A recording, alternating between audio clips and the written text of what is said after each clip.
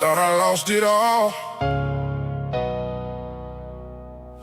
Then I found out God was still working. I thought I was done. He was just tearing down the old me. Yeah.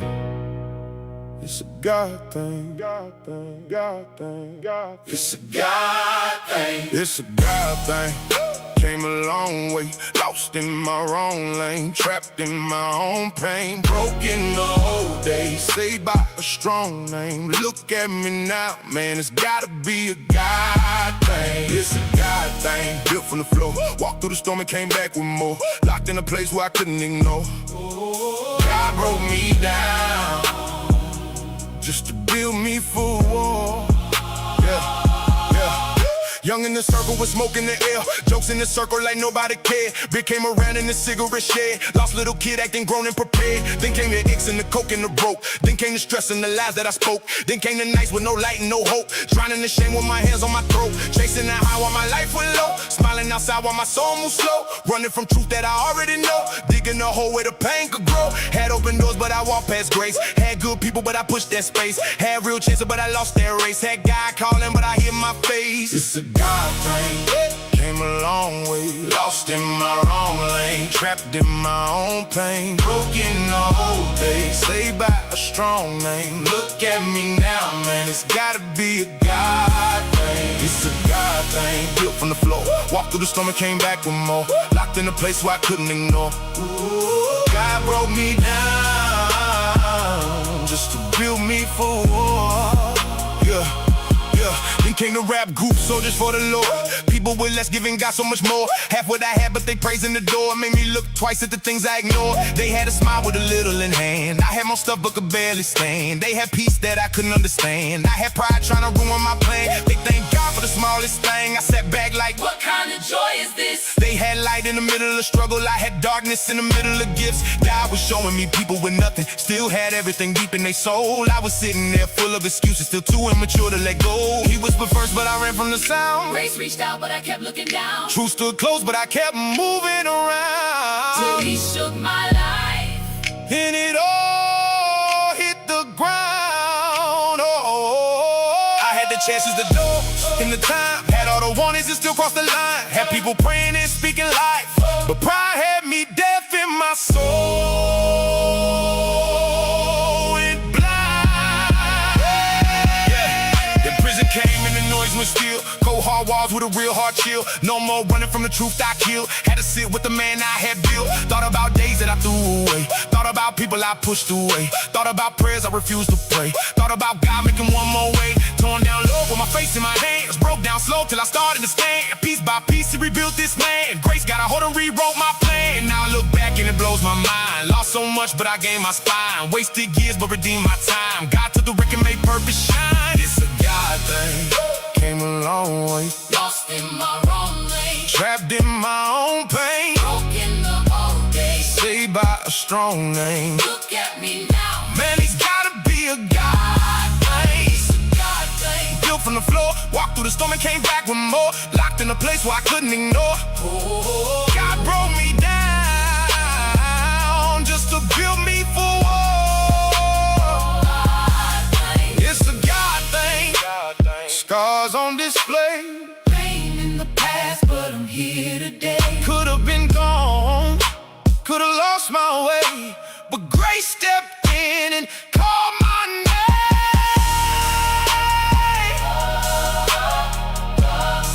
I didn't get here by accident. I didn't rebuild this by myself. From the smoke to the broke, to the walls, to the calling, is a God thing. God thing. Get busy. It's a God thing. Go!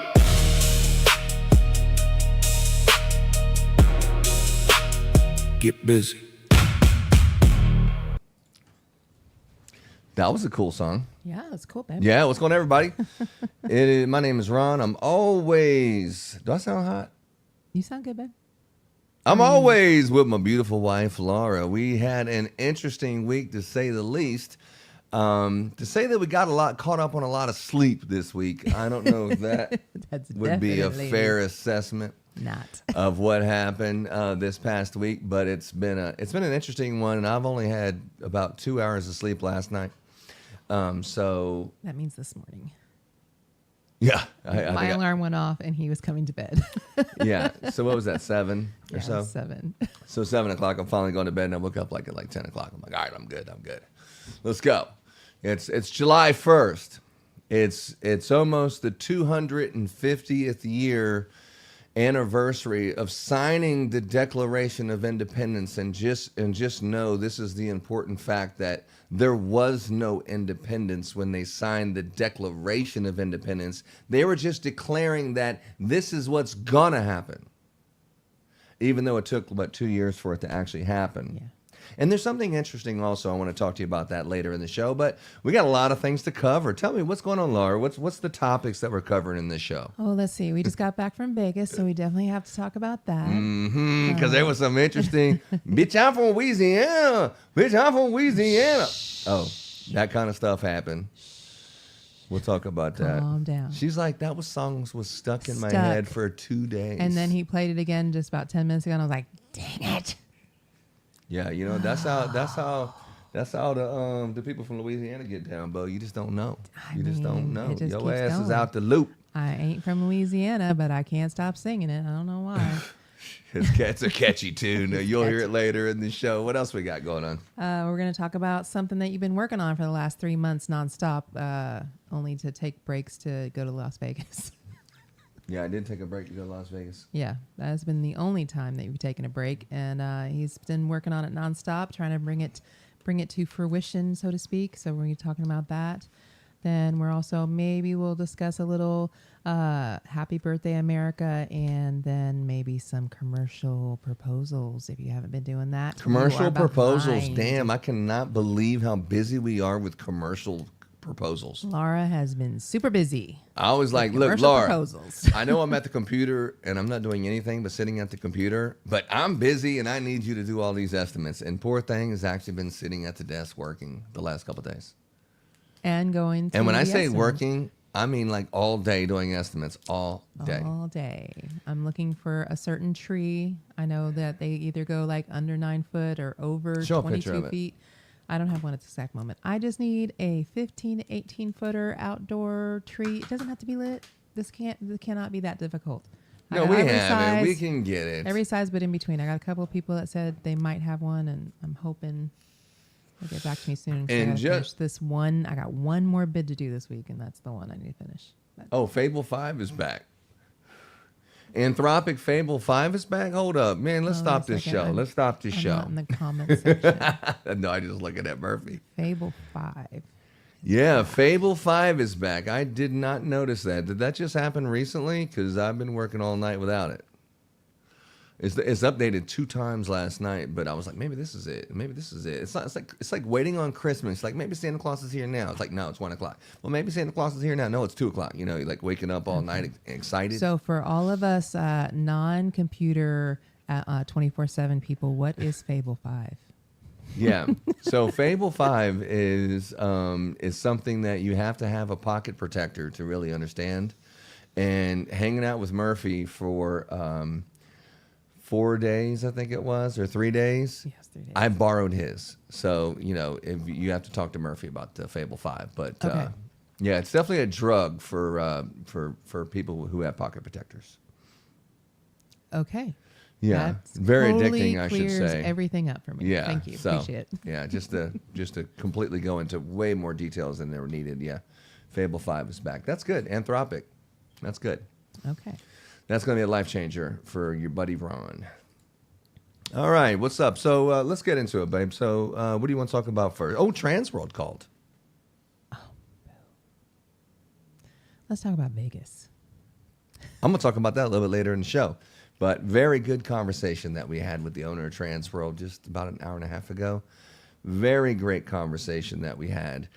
And, yeah, it kind of made my day a little bit, all the nice things they were saying about your buddy Ron. So, and Laura. Yeah. So, Yeah. all right, baby, let's go ahead. So we went to Vegas, and so what happened? So that was Wednesday. Our last podcast. We're on show every Wednesday at 3:00. If you live in Australia, the three of you who listen to us in Australia, thank you very much. I've been looking on the RSS feed, Spotify, Amazon Music. I'm not sure which one of those you're watching, but I appreciate our listeners in Australia. There's also in our podcast, that's actually the RSS feed. We actually have listeners in Europe and all kinds of crazy stuff. Can you believe that? It's crazy. Huh? It's cool. I'll show you in just a minute. But yeah, that's really cool. So if you're listening to us all over there, thank you. If it's your first time listening to us and we don't do a good job, give us another chance. But definitely smash that like button, subscribe, all that. Give a little heart. I used to be the type of person, I didn't really want to heart a lot of stuff because, that's a big commitment to love something.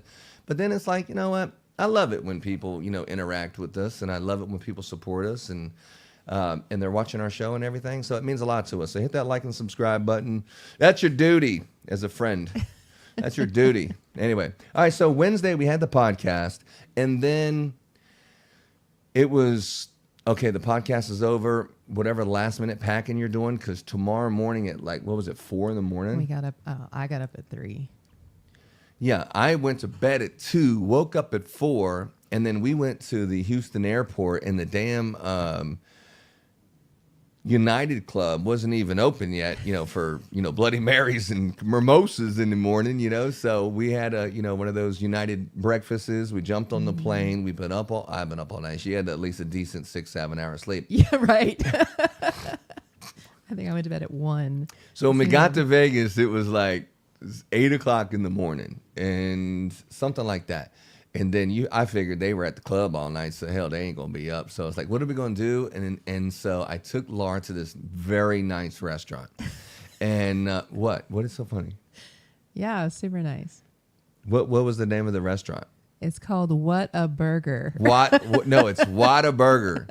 So as soon as we get to Vegas, right next to the Cosmopolitan, the suite that we had that wasn't ready yet, I marched my bride into the Whataburger, and that Whataburger was really nice, and they do serve alcohol there. And they serve beer.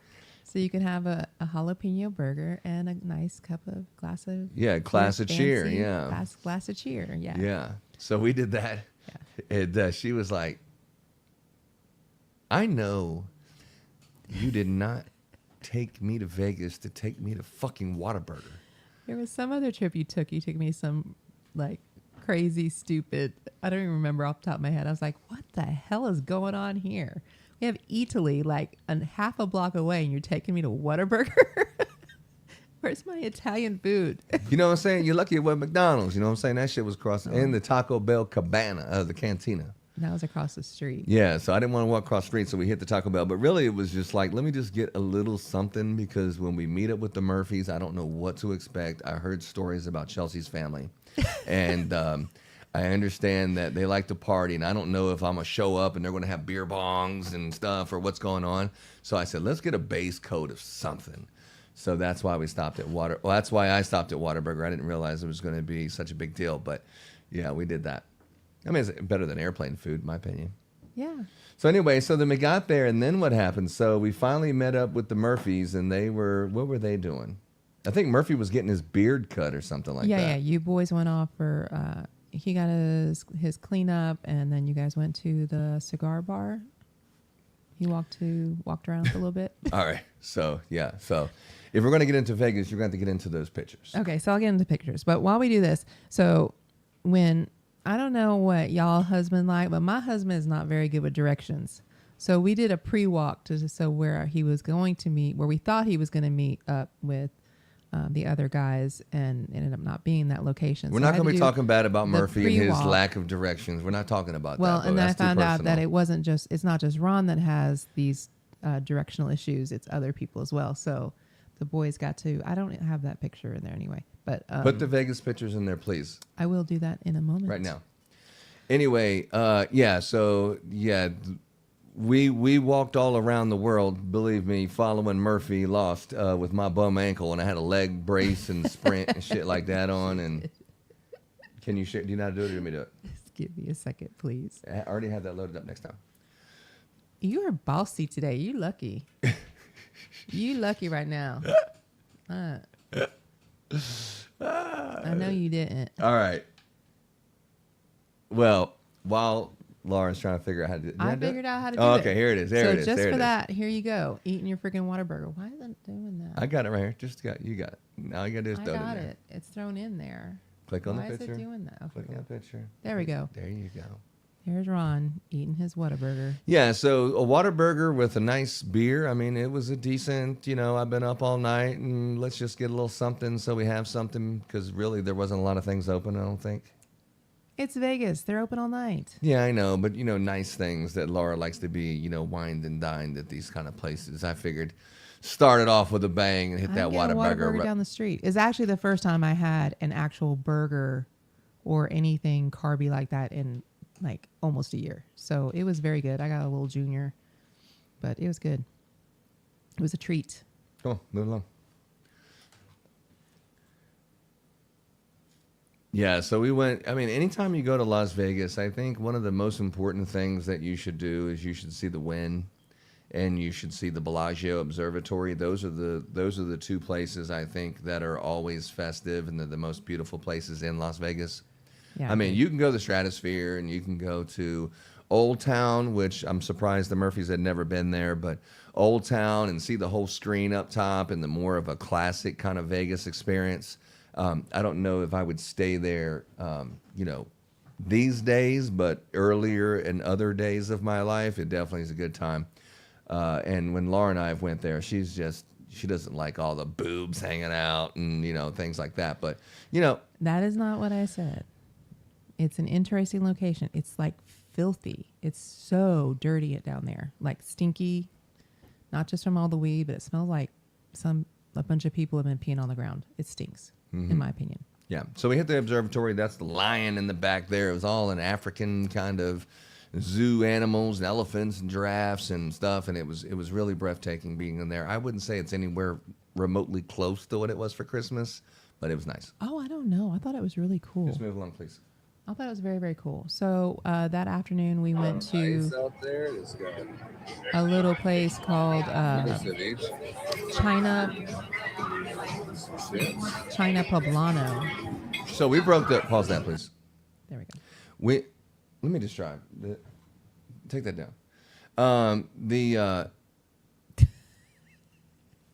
The thing about like when you're going somewhere, the cardinal rule is you don't go eat something before you come to my house for Thanksgiving dinner. If I say that I'm providing the food for you, why would you eat before you showed up? That's like the cardinal rule, wouldn't you say? Yes. Mm-hmm. So, but when you're going with strangers that they don't, may not be seeing things like you see it, or they may not planning like you plan. And I'm not talking about Armando. I'm just talking about, when you feel like, maybe it's going to happen or maybe it's not. Let's just stop by the restaurant just in case and have a little something, just in case there's no food there. And that was what we had right there. We had that nice tuna ceviche. Yes. Mm-hmm. It's at China Poblano and it's in the Cosmopolitan. And we loved it so much that we went back a second time. Twice. That was that was a fantastic restaurant. Yeah. It was very decently priced and the food was just unbelievable. We sat at the bar both times. First time we just had appetizers before we were hanging out at whatever personal private wedding event. And then the second time we actually had dinner there the night we were going to leave on Saturday, and it was even better. Not just the appetizer, but the actual meal itself was just fantastic. So what is it called? China, Mexico or something like that? China Poblano. Mm-hmm. China Poblano. That was really good. What else, babe? Tell me some other. I got a highlight here. Okay. I got a highlight. What do we got here? This right here. Tell me about this picture right here. So we were all about to get on the party bus and head to the Sure Thing down in Old Town for Joey and Chelsea's vow renewal. Chelsea looked amazing. Mm-hmm. I have all the those. boys were all dressed up, super cute. I'm not going to show a picture of the boys. I don't have mommy and daddy's permission for that. But Joey and Chelsea looked amazing, absolutely fantastic, and we had a great time. This is us pre-bus load. That was pre get jiggy with it one. It was like we about to put some bitch. I'm from Louisiana. You about to put some I'm from stanky leg on it, Louisiana. babe. Do the stanky leg. Me and Laura was like, holy shit. I haven't heard of most any of these songs. I don't know. What am I, like, old and ancient? Like, am I my grandpa or something? It's like all the, I knew the stanky leg because when they came out with the stanky leg, I was like, I know the stanky leg, and I heard of a couple of those, like being on cruise ships.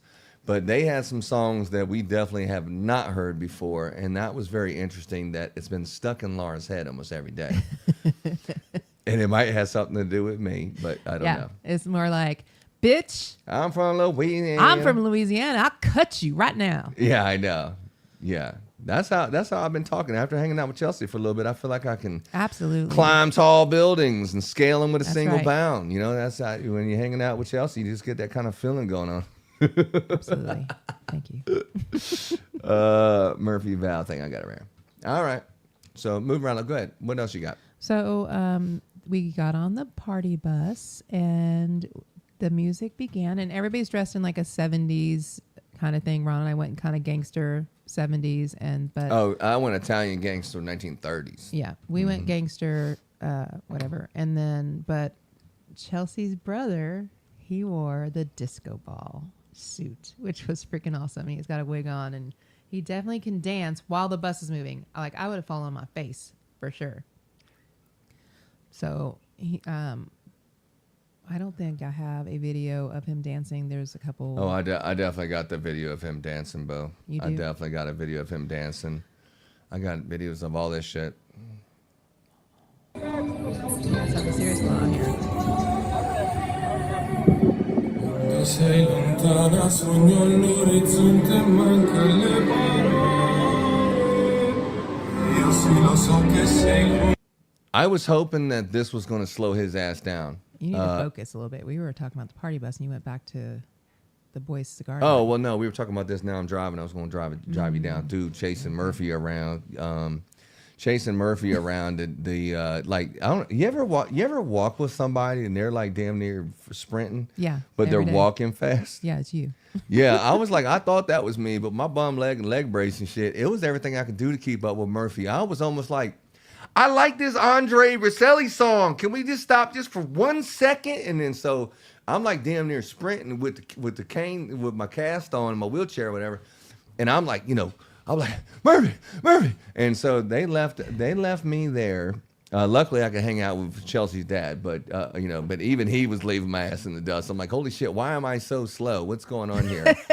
And that wasn't the first time, too, because when we left the party bus and we went to dinner, they left our ass again and we got left. Remember? We got lost. And I'm like, what the fuck is so fucking the urgency to leave me in the dust like that? Don't you understand? Senior citizens are with you. You should treat us seniors with respect. But yeah, we got lost. We almost said, fuck it, we're not going to the dinner and we'll just go do something else. What the hell ever? Didn't we? No, we never said didn't. that. I never said that at all. I'm like, we'll find it. We just went the wrong direction. We should have asked for directions, and we just kept talking. But my feet were killing me, and I couldn't walk back. I know. So She was like, over "Have it. I got to take another step?" And then we went all the way to Italy, and it was like, "Let's just sit down and eat, man. We'll catch up with them later." No, we did not do that. I should have bought flip flops. That's what I should have brought. It was the nicest dinner I probably ever had. We'll get that into a second. We're all over the damn place. You're right. Mm-hmm. Let's go. This is the cigar bar that you're with speed of. Yeah, baby. Is that in Caesars? Yeah. We passed it like maybe an hour before, and then after going on a tour of Vegas, which was fun. But it was really, we were lost touring it. But then when we finally went back and backtracked to it, we found it. And it was a nice cigar bar. It really was. Yeah. So this is basically, you go in there and you buy this beautiful $20 cigar or whatever it is, and then you get to smoke it at the bar, and it's a nostalgic kind of thing deal. This is inside. We got kicked out of the bar, and someone told them we're from Louisiana, so they didn't want to give us any service. Look at that. So while the boys were having cigars, Chelsea's flower arrangements showed up, so we went and picked those up. Look at That's that. nice. This thing was Very like, nice. this was done up. Yeah, this was done up. Hopefully we're not gorgeous. oversharing. I know, Hopefully- you need to be careful because you're in the wrong album. You wanted to drive and crap. Well, I was wondering. I went to the album. See and that said, one that says podcast? Oh, podcast. But I don't have all those pictures in there. You told me to only use certain ones.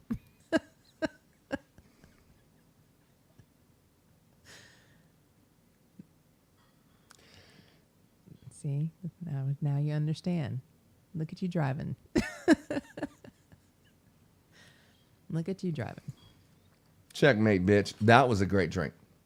That was in the Eiffel Tower. That was at Vanderpump Cocktail Vanderpump Garden in Caesars. And very cute little place, little charcuterie boards. And that drink was absolutely delicious, shockingly delicious. I was very surprised. It was. Yeah, this is a picture of the little charcuterie and mm-hmm. That was very good. Where's the picture of the? Right there. Oh, it's right here. This is it. This is it right here. Yeah, very good. I would definitely drink that again. That drink, what was it? It was like some kind of spicy jalapenos if you go back or to something. where it said checkmate, bitch, it tells you exactly what's in it. Oh, yeah. So it was jalapeno vodka. The whole thing, it was just so damn good. It was probably one of the best drinks I've had, which was super dangerous because I would have got messed up. But I really wasn't drinking. And I do have something very important to announce. I did no gambling. Zero. Oh, I did not gamble, not $1. I didn't gamble $20. I didn't put $1 in the slot machine. I didn't gamble not one time in Vegas. And I'm not trying to say that that's what you're supposed to do because that's crazy, but that's not for me. I didn't want to do any gambling, and I had the self-discipline not to do it because I have every single thing betting on Ron Roby and Kingdom Christmas Lights and the stuff that we're doing. I got no time to be gambling on nothing else except for that.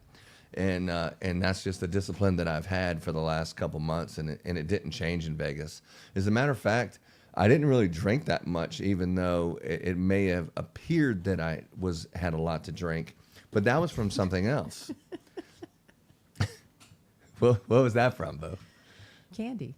Yeah. So there may or may not have been this edible situation. Do you know what I'm talking about? I know exactly what you're talking about. I saw So you. yeah, it's like, hey, I got a bag of I was these. there. I got a bag of these. Edibles, and they're only 10 milligrams, right? You know, no big deal. Just eat half of it, or obviously, shit, I ate the whole thing. You're like, oh well, you'll be fine. You'll be having a good time. You'll be all right. And so then I'm like, well, then it's like, but it's not really working yet, so let's have another one. And then it was like, I think Laura's kind of acting a little crazy. Let me get her back to the room. And then when I get back to the room, I'm like, fuck it, those two didn't work. Let me take two more. It's like within an hour, right? And then, so I don't remember much of that, but apparently my eyes were pretty bad. And then I think maybe I woke up somewhere in the middle of the night and ate the rest of them, thinking they were candy. I don't know what the hell it was, but it was an interesting morning to say the least. Yeah.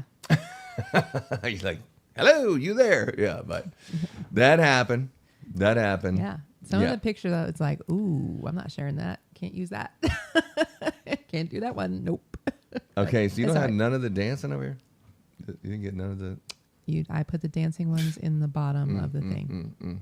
Would you Oh, like is it me- here? Okay. Do you see them? They're 1, 2, 3. Yeah, I got you right here. So what's this one? Oh, this is okay. So first of all, if this is oversharing, just stop me because I don't want to overshare because this was a very personal thing, and the Murphys are very personal. They don't share their private life anywhere, and I don't want to overstep, what we should be sharing. But anyway, Murphy's like working the stripper pole here. He's straight pimping. Straight pimping. I mean, This was everybody. his on entry into the bus. Everybody in the That was club awesome. getting tips. Check this out.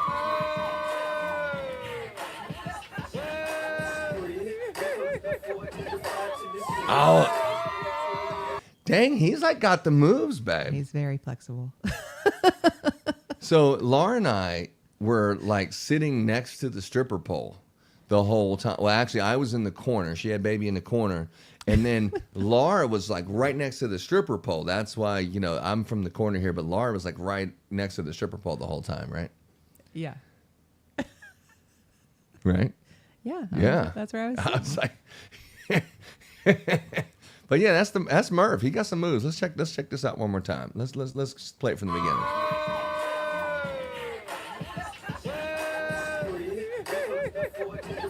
Yeah. Oh yeah, look at all everybody getting down. Nah, he went back. Don't lose faith. He went back, and I got the whole video, but we not going to show you that one. But we got some good ones. And then in the here's another one that I have. Place that on her. This is the. Place that on her beautiful finger and kiss the bride.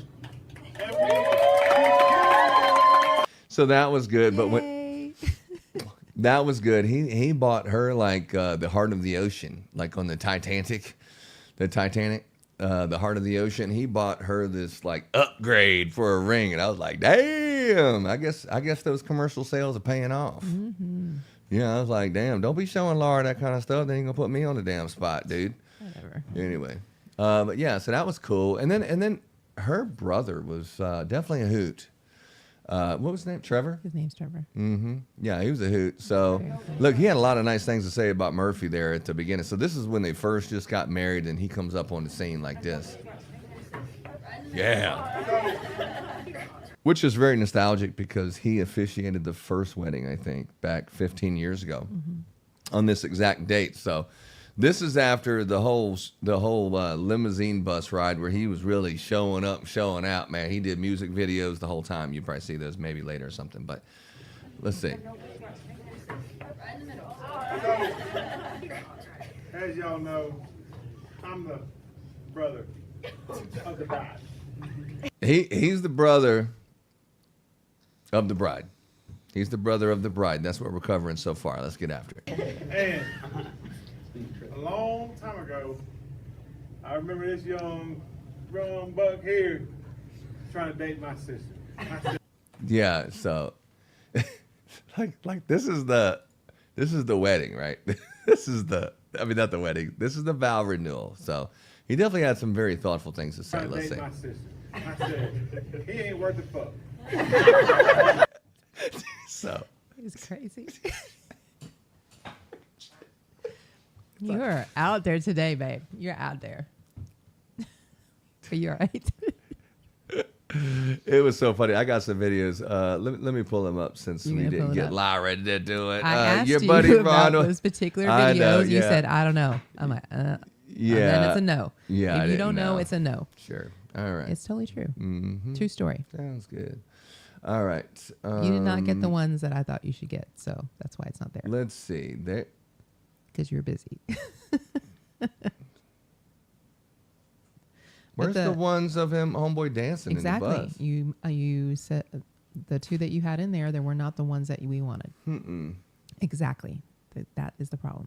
Anyway, the Sure Thing is down in Old Town, and it's all 70s posh, and it has this little photo booth, and it is the cutest thing seeing them. They got in there with their sunglasses, and they took some beautiful photos. I cannot wait till they release the album, because the preview was just absolutely gorgeous.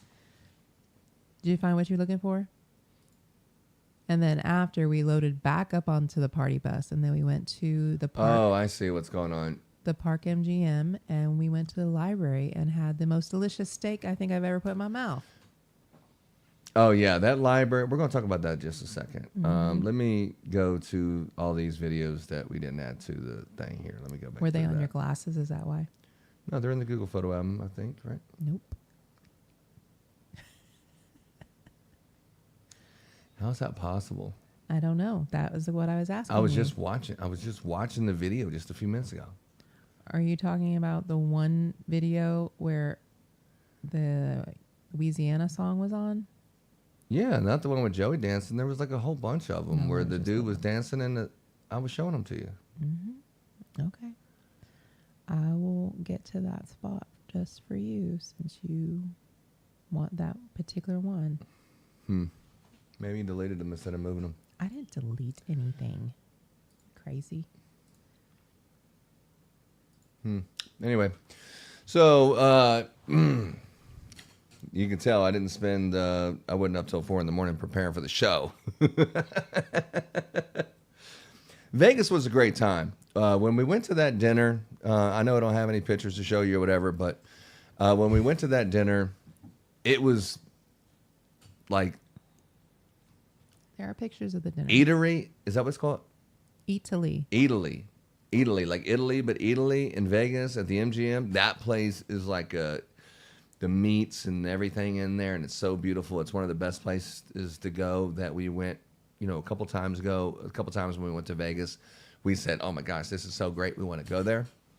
And they actually had like a private room in this like eatery, but it's called the library, and it's like this where you have this table that you can, I don't know, put 16 people in or something. There was like 24 of us in there. 24 people. We had that table packed out, and it was a fantastic time. It was a great time, and it was top shelf all the way. That was probably one of the highlights of the whole trip, is being at the at this dinner. I didn't take a lot of pictures because it was really personal, and I didn't want to take a lot of personal pictures because I know how I am. I'll end up sharing them or something. But it was really nice. It was really nice going to the eatery, the library inside the MGM, or the MGM Park. Park MGM. Yeah. And then after dinner, we Ubered back. And then what did we do after dinner? We went back to the room and changed our clothes and got comfortable shoes on our feet. And then we went back and had a party at their place. Yeah. I think we stayed up till maybe 12:30, but everyone had kind of had it because they had been drinking all day and stuff and whatever. Say that again. And I may or may We all not have had like grabbed 6 more weed candies. And, I was like, all right, look. Laura's acting crazy again. I'm taking her back to the room. Laura ain't acting right. We're out of here. What the fuck? Yeah, but it was a good time. And then the next day they had, it was something that I've never done in Las Vegas. What did we do? We went to the pool. We went to the pool. I've never been to the pool in Las Vegas and I hung out at the pool, but they had the pool cabana and they had all the stuff and all the family and, and Chelsea she was representing family. They were deep. They were like, what, 20 of them or something? She had her sisters. She has like 15 sisters and 3 brothers. Sisters and 2 brothers and their family. It was really great. It was great to meet her family. I can totally see Chelsea and every single one of them. It's just like, oh my gosh, y'all are awesome. Mm-hmm. Yeah. Awesome. Yeah, the whole thing was a good time. The whole Vegas experience was a good time. Maybe I'll have to cut up a video and show it to you, and I'll have it loaded up for the next week. But it was a fantastic time. We had a great time in Vegas. Yes. A great time in Vegas. We had a good time hanging out with the Murphys. I do got some cool videos. I could definitely put them on blast. Her brother was just unbelievable, out of control. Good time. Just super sweet guy, very nice guy, but just, when it comes down to turning up and getting crunk and stuff, whatever needs to happen, he's all about it, man. And that was people like that. I like hanging out with people like that. I just wish I knew all the words to these rap songs. It's like how does everyone know the words but me? That's, but anyway. You old. Yeah, your ass is old. That's why you don't know the damn words. I can't believe that those pictures we were just looking at are gone. Would you like me to pull it up? I know where it is. Oh, I got it right here. It's right here. Hold up. Everybody calm down. You actually got to share it like this.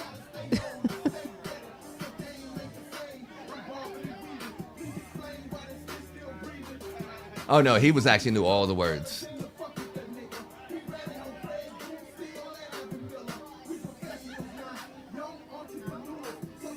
Yeah, look, Laura, she knew all the words too, but she just didn't want to say it.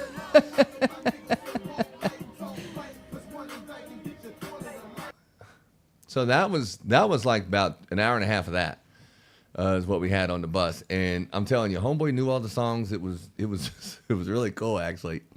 But all the Sibs knew all the songs. They all, it's like they must share them, or it's their jam or whatever.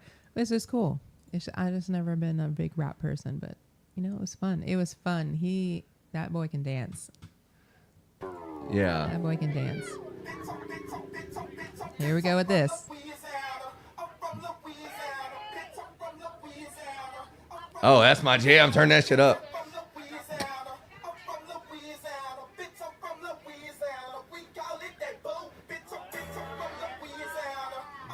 So they were sitting down in this particular part of the video, but that was short lived because everyone was up and they all knew this bitch. I'm from Louisiana, and apparently or maybe it's Louisiana, but apparently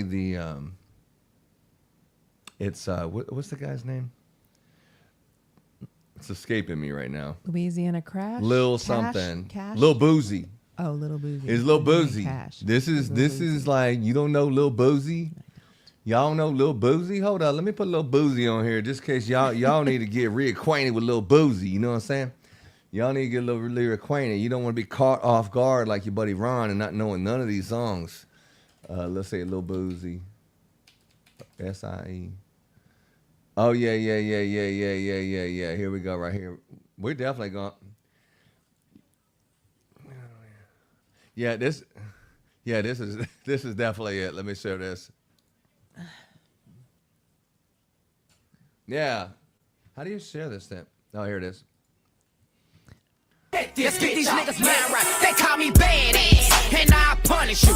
You ain't my equal, we ain't people, I ain't one of you. Since 98, I grabbed my plate up off the lunch table. I told mom I'm thugging outside, we don't need cable. Now I'm the So Oh this my is God. this is like the music that this is like, these are Chelsea's jams. Yeah, so they knew all the words to all these songs, like everything, and me and Laura were like, man, what the hell are they talking about? Don't even act like you don't listen to gangster rap. It's just the newer stuff that you're not abridged with. Yeah, Trevor Anyway. Trevor went on to tell me later on, like that night, he was like, look, Lil Boozy, it might sound like gangster rap, but you don't realize that he is really like, he's done so much for the community of New Orleans, and he's like one of these guys that, he's not just rapping, he gives back to the community and he brings the whole community together. So I was like, I told him, I said, well, it kind of sounds like he's like a pillar of the community. Yeah, in a way, yeah. So, Louisiana, Lil Boozy. So we learned a little bit about that on the trip, and let's leave it at that. There you go. Let's leave it at Anyways, that. let's get Ron back into focus. There are some things that you can learn from the city of like Vegas, like how selling an experience. Yeah, like right? what? Yeah, tell me about it. Because everything is curtailed to things looking good, very attractive, how to sell lights, everything's looking good, your place is looking good, the Bellagio being all pimped out for every freaking season. It has a very good sales. You got people on the Service. street selling things, the service industry, all the waiters and waitresses, they're fantastic. They're on you and paying attention to you and making you feel like you're the only one in the room. That definitely has, and not just strip clubs, but also the restaurants. Your buddy Ron doesn't go to strip clubs. So it was very interesting. You think about it, you can say, this is how business is supposed to be like. This is how you should have your business model, that you're creating an experience for your clients. So So you're trying to say it's a write-off as a business expense? Is that what you're getting at? I mean, I took other pictures that were for business. So yeah, sure. And I talked about business quite a bit. Yeah, when you go to Las Vegas, you get some of the best salesmen in the world. Yeah. You get the best sharks, like the people on the street that are just like, hey, what's up? Let me talk to you about something. Hey, how long are you in town? Come on back over here. I mean, you have these. That's not easy to do. No, those pants, those are so cute. That is not easy to do. Find common ground. Talk to someone. You've already been approached 85 times. You're not a hot lead. You're a cold lead. You're actually the opposite. You're like, get the hell away from me because I've already been bothered 4 times. But still, somehow they figure out a way to rope you in. Those are great salespeople. Mm-hmm. Go ahead, baby. Say something before I say something dumb about okay. Greg Schultz. So let's not talk about anything dumb. Are we gonna move on to? Are we gonna talk about commercial sales, or we're gonna move on to the website? Let's talk about let's talk about the website, because today's July 1st, and I said on July 1st, man, we will have this ready, and it ain't ready yet. And it's close to being ready, but it's not ready enough that I would say check this out, because it's going to be better than anything you ever seen. It's going to be better than anything, and it's all connected together. I'm going to show you a little bit. I'll show you a little bit, but let's let Laura talk about something while I get this bad boy loaded. Okay. So you want to talk about Merca? Yeah, America. Can you do a little ChatGPT on George Washington when the turning of the wars, when he decided to attack people on Christmas? Pull that up, would you? I'll pull that up in a second. So I want everybody to not forget that the 4th of July is more than just fireworks and cookouts and hot dogs or sales or your long weekend. It's a day that we get to remember and celebrate that 250 years ago, a group of business owners, a group of business-minded men committed treason. They were freaking traitors while they were trying to seek freedom and liberty. So it's just a reminder that this was handed down to us from generation to generation. And I believe it was Ronald Reagan. What was that? Ronald Reagan said that freedom is one generation away from disappearing. So you have to remember your freedom while you're eating your hot dogs and drinking your beer and kicking around at the pool, that our freedom was not free. It was bought and paid for, not just 250 years ago, but all throughout the world wars and all the other things that our freedom. Yeah. We are so lucky. I have the freedom to start my own business. I can go vote. I can walk down the street. I'm not going to get slaughtered. I can worship who I want to, and I can do all the things who I want. So happy birthday, America. Yeah. And I'll look up the George Washington thing. Are you ready? No. George Washington. Christmas attack, I guess. Sure. You're still loading? I'm from Louisiana. No, I can't believe you're not ready today. You were out until lunch. No, basically my computer, I got 3 screens. And it's usually, they're like 3 big screens, and it's usually always on, there's computer apps. I don't know if you do like web and stuff, but when you start doing like working on the computer, you're using web apps. And so I got like 2 different web apps in the left screen that are split half and half, and then I got 2 different web apps in the right screen, and then I got all this stuff in the middle, but StreamYard doesn't work when you got 85 things going on. So I closed it all down, and I closed down one of my Claude channels that actually have the host local so you could see it. So I did close that down, and we're going to have to table that. I'll do a video experience for you later. Okay. Did I tell you Transworld called? Yes. But did you know that in December of 1776, the evening of Christmas night, George Washington crossed the Delaware as he prepared to surprise the Hessian forces. This is when they're getting their ass kicked. We were not doing well. They were almost about to. There was down to 3,000 men, and they were about to lose. But these weren't just 3,000 men. These were 3,000 good men. These were good fighters. These are the people left over that, have already had made it through some battle experience. They weren't like in the beginning. These guys, they were good, solid, well-fed men that were ready to fight. So when they're losing, the traditional strategies of war was not what was working. So he said, how about we sneak up at night? Because no one thinks that on Christmas Day that we would do a fight, because people don't do that. We don't fight on Christmas Day and stuff like that. But that's not true war. So while they were drinking and being merry, thinking that nothing was going to happen, George Washington came out there and in the middle of the camp and killed all them people or took them hostage because he caught them off guard. He caught them off guard because they don't celebrate Christmas Day. They celebrate the next day, which is Boxing Day. Well, either way, they didn't celebrate a damn thing that day because he, gave them the little. It wasn't the biggest battle. It wasn't the biggest battle. It wasn't the biggest battle, but it was the turning point. It gave them hope. That it gave them we could hope. Actually do this. A little hope goes a long way. And once they won that one on Christmas Day, that was it. And then the last one was when they went up the river and they took the river. What was that? The final battle. But that's when old George Washington, he made America, like Laura's shirt. What's your shirt say, Bo? Make America. Make America. Make America. George Washington, 1776. Mm-hmm. Yeah. Yes, ma'am. Yes, sir. Yes, ma'am. So what else we got? We're going to talk about commercial estimates, getting your HOA estimates going right now. Oh, yeah. Let's talk about a little Christmas lights since we've been talking about a bunch of BS for the last hour and a half. No, that Vegas trip, what we just did on this podcast so far, that is not explaining it nearly the way I wanted to explain it. But I do want to check with the Murphys before I share too much about that. But anywho, That's a very good friend of you. yeah, they're private people. They're like, man, ain't nobody ever inviting Ron to a wedding again. You know, if that's what's gonna happen. Anyway, Christmas lights. Yeah. So yeah, we got an invitation to go to Transworld. Oh, that's where you want to go.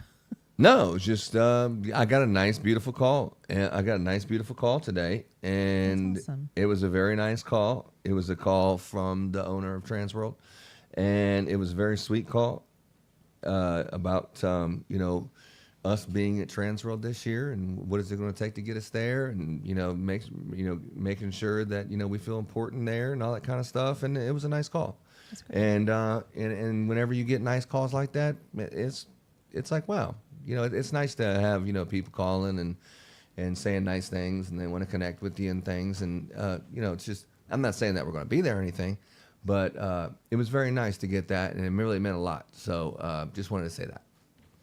Very nice people, Jen and Rich, very nice people. We had Rich on the show, and Jen was very nice and everything like that. So very nice people. Anyway, moving along. Moving right along. Yeah, that was back before we did videos. No, we did videos in Transworld. What are you about? No, did video interviews. It was just like It was the next year after Transworld. We did started videos videos. that one. We did like, what we do, like 15 of them. yeah, we did like 15 interviews with. It was like I was trying to do as many as I could in 1 month, because every month we had like a theme, and that month was like interview month, and we were just anybody who wanted to interview with it, we was just hoeing ourselves out, just interviewing everybody. But only CEOs. He had to be a CEO for us to interview you. It was fun. You know, with the exception of maybe one person. So it was fun. Remember, it all started with Matt Hayden from Clippa. Yes, I remember. And I was like, Matt, I know you're in Nashville, but give me a damn call, Matt Hayden. And he finally called me. It's like, it's Hayden. It's Hayden. You're mispronouncing my name. I was like, oh, I'm sorry. But anyway, you want to be on the show? And he was like, yeah, okay, I'll do it. And that was where it started. Then we ended up going to ClippaCon, and we went to that. Was it that year we went on to all the shows, or was that a different one? Was that the next year? No, it was that year. It was that year we did Transworld, ClippaCon, and then the next year we did Holodynamics, and then we did. No, it was all the same year. Oh, that year was three. I did all the the interviews right after Transworld. We went into all the interviews, and we were going to start this new website called ChristmasContractor.com, and we were going to have a business directory and all this other stuff. And it didn't actually happen, right? It happened. I had it, just nobody was interested. I don't know what the hell it was, or we weren't marketing it or whatever. But that one was like, okay, we're going to do these interviews. And since we went to Transville, we met all these people. Let's start doing interviews. And we did them. And that's when we started meeting people. And it was like, hey, why don't you come to Holodynamics Olympics? This was in like 3 years ago or something like that. Mm-hmm. And that was like the best networking event we ever been to. That was the best one. You can look on our Kingdom Radio or Kingdom Christmas Lights channel, and you'll see a video of the best social networking event that we've ever been to. It was the best one, period. It was awesome. Yeah. So we seen that, and then that's where we met Matt in person for the first time, and he was like, "Yo, you know, well, I think we did an interview after that." And then Matt's like, hey, Matt, or maybe it was either way. But he was like, well, why don't you come to ClippaCon? And so we had a little talk about it and said, yeah, that sounds good. So then we ended up going to ClippaCon. That was the first. That's why we made the Kingdom Radio banners, because it was in Las Vegas. That was 3 years ago. I mean, you're telling the story right now because I don't remember either. It was 3 or 4. It was like 3 or some years, 3 or 4, whatever. something like that. 2020. When you get to be our age, it's like back in 1932. I went to Vegas to ClippaCon. But it was like 3 years ago. So we went to the ClippaCon 3 years ago, and then so we got a chance to meet pretty much all the different cliques. Like, if you know the Christmas business is real cliquish. So we got a chance to meet from Transworld to the Holodynamic Olympics to ClippaCon, and then did we go to something else? No. Just those, yeah. No, just those. And then we went to, something else local, I'm sure. But that year, we got a chance to meet all the cliques and meet all the people and see everybody. And that was pretty much the year that we said we're going to go to as many as we can, which they're expensive. I think each one costs us about, somewhere around $5,000 just to attend. Yeah. And I'm not talking about because the show tickets were expensive. I mean, just with the airplanes and you got to go out to fancy dinners and all the other stuff. Hotels, The the hotel, car, and I the can't have the Ubers or poo-poo whatever. broom closet. I got to have this room or whatever, that kind of stuff. So, all that shit adds up. Because you're shaboozy. Yeah, all that adds up. When you're at some of these places like Transworld and stuff, most of these dinners are being taken care of if you're moving and shaking. If you're the one who's being a distributor, you're probably paying a $20,000 dinner bill because you're treating all these people and stuff. But that it is about dinners and going out and wining and dining with people. And these events are very expensive to put on, and they are also kind of pricey to attend. When you're traveling.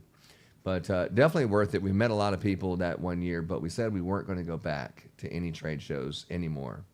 And then now we've had 2 trade shows ask us to come. So we'll see what happens. But yeah, that's kind of what happened with that. That's that. Yeah, the 4th of July. The 4th of July means a lot to me. And if you don't know anything about your buddy Ron, I'm very patriotic. I'm all about America. I did serve in the military. There's a story there, but I did serve in the military, but I've always been very patriotic. I love America. One of my favorite times in my life for American pride was shortly after 9/11. I was in Virginia at the time, Northern Virginia, and just that day, I had an American flag taped to my side mirror of my milk truck that I was driving at the time. And what was that, 2021? 2001? 2001, yeah. 2001. I had a little American flag on my milk truck, and everyone has a story of if you were alive back then, you were watching the news or where you were when this happened and all that. That was interesting, but after that one, it was just so much American pride and all the stuff that the week before, whatever the situations that were so important and the bickering and stuff, there was none of that. Everyone was together. Everyone was unified together as Americans.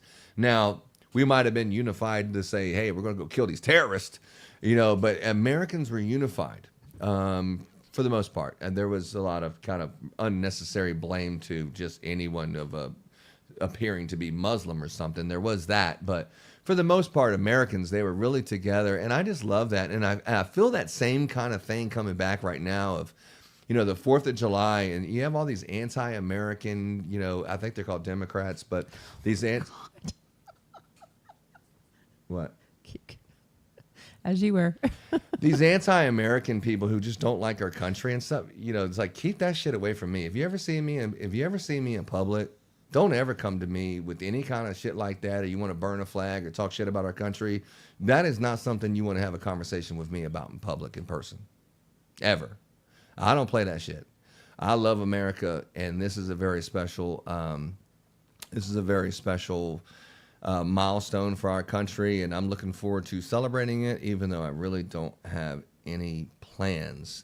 So we put a post out yesterday, like, who has plans? And we did get a couple people, with some suggestions. David said we should go to the church. I know they're having Freedom Fest. They're doing, if you want a T-shirt, you can go get it today. Oh, for Freedom Fest? Mm-hmm. Is that what we're doing? Or you see we're either doing Tammy, that or we're going to the lake. Tammy Davidson, TD. She was like, you need to come over here to the peninsula, to the, I guess that's down in Walden. Yeah. We went there a couple years ago. Is that the one we always don't get there? We don't get there early enough? Yeah, that one. For the last 5 4th of Julys, or 4 or so, we've always said, like, oh, when the fireworks are at 8, okay, well, we'll leave at 6. And then we get 30 minutes there, and then the traffic's so much, and you can't even get into the place where you're supposed to get. I mean, you're going to be watching fireworks while you're still on the highway in traffic or whatever. It's like you left too late. 2 hours early is not early enough. You need to be out there all day. And we kind of messed that up quite a few years. I mean, we made it work. We said, well, let's just pull over here and we'll just watch it from the shoulder or up on this hill or whatever. Everyone else is doing it. Let's do it too. But we need to take this one a little bit more seriously, and we need to get there early because it's going to be a full day. So I think there's like a parade or something, or downtown there's a Montgomery. Parades downtown, and like the one when our first year here, we went to the drone one in College Station, and we ended up being up on the hill. And then the next year, we decided to try an hour earlier. We went to the one at the Lake Conroe, and we still didn't make it in there. So it's been interesting. We'll get there one day. No, we're getting there this year. And then against my better judgment, I had no idea, but apparently there's a pool being built or We just put it back reassembled, together. reassembled for the year. Somebody's putting together the old pool, so we'll pool's be together. It's the almost Redneck full. Riviera. Redneck Riviera is back. Thank you, Jesus. It is freaking hot here. Ron's just at the desk working on this website nonstop. I'm dealing with the heat outside. My I poor still haven't chickens. even seen the pool. I heard that the pool is back. Yeah, pool's back. Back in town. Yeah, back again. Can you see it from there? I can see it's daytime out there, which I seen that this morning when I was going to bed. I can That's see it's freaking daytime crazy. out this window. Yeah, I will say that you have worked very hard our entire time together, but I've never seen you work as hard as you have in the last 3 months. It's been absolutely insane. It's like I need to put a name tag on myself just so you remember who I am. It's all Joey's fault. It's all Joey's fault. It kind of is, Joey. Yeah. He said, look, before I tell you this, I just wanted you to be sure that you're going to probably be up all night and you're probably going to be doing these things. So you might want to talk to Laura first and make sure this is the right decision And I for found you. that out last weekend that he said, I told him to ask you first. Bullshit. I'm like, You what were the there when hell? he said. Yeah, he started. I said, dude, I'm not some kid. Just tell me. Are you serious? Mm-hmm. You told him that? He never told me that shit. Yeah. No, I did. I said, yeah, who cares what she has to say? Come on, just give me the information. I don't give a fuck. Yeah, and then all of a sudden it's like, sorry, I should have probably, yeah. But let me stay on topic with this. There's a lot of art forms out there, and most people don't have the patience to stay on something like a drawing. Like if I'm sitting here drawing a picture, to watch people that they're on their third or fourth day and they're on the same picture, you know, that's interesting. Or if you're doing a project like you're building a fence or you're doing Christmas lights and it's a 2-day project or a 3-day project, you're like, wow. I mean, you don't really, in our industry, you don't get a lot of these 3-4 day installs. You know, it's like most of the time, any project that you work on, it's not like I've been working on this for 3 months. Nothing we do is like that. I don't think, right? You can generally work on the business, but you're not working on, I've been working on this one customer for 3 months, and that's not a thing in our industry. But I have literally shut off everything. I'm talking about TV, food, anything. I mean, she keeps me alive with, you know, like, hey, I know you haven't eaten in 2 days. Here's a little something. But I've been just sitting here just 100% focused on it, and I promise I will deliver the best product in our industry. I've seen a couple people, Chris.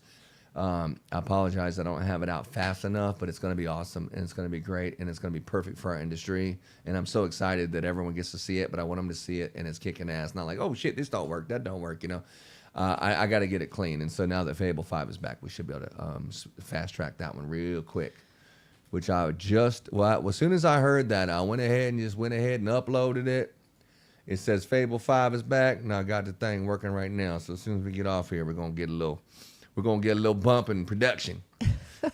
Yeah, with old Fable 5 back. It's like a superpowers. It's like the superpowers.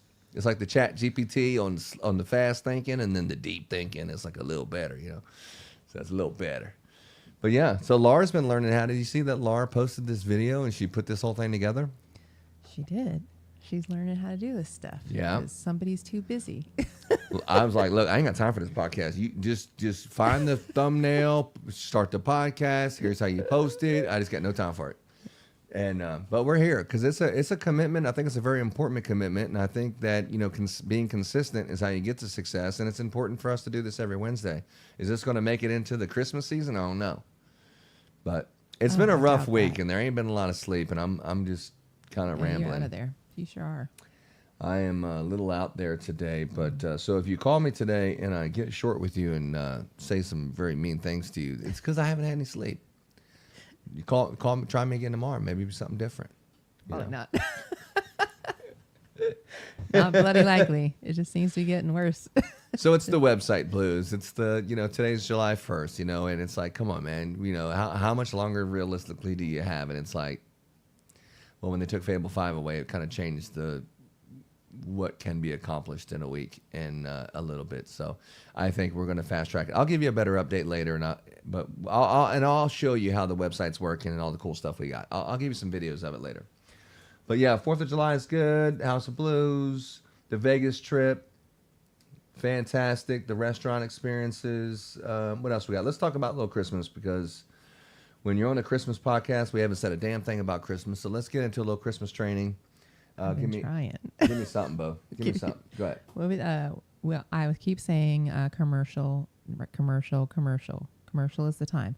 And also updating your own personal website, making sure it's easy for people to read and use, that you is searchable on the internet, that it comes up. You have your SEO all lined up in the back end, and being very clear and concise. Try not to steal local people's pictures. That's a big...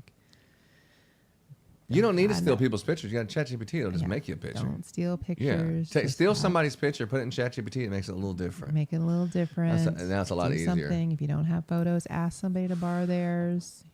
Something. Don't be an asshole. What? Don't be an asshole and steal stuff. Use your own crap. If you don't have your own crap, look, don't worry about that. If you want to steal photos, steal photos. You'll get yours steal later. From Ron's website. Everyone does. Everyone does it. Everyone does it. The thing I would say is, if you don't want to do it, get out of the business. If you want to do it, call the damn leads and send the quote.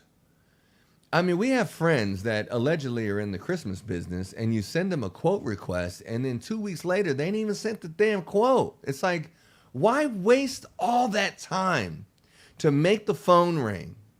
And then a customer's interested, and then you drive your dumb ass out there and you do an estimate just to never send anything.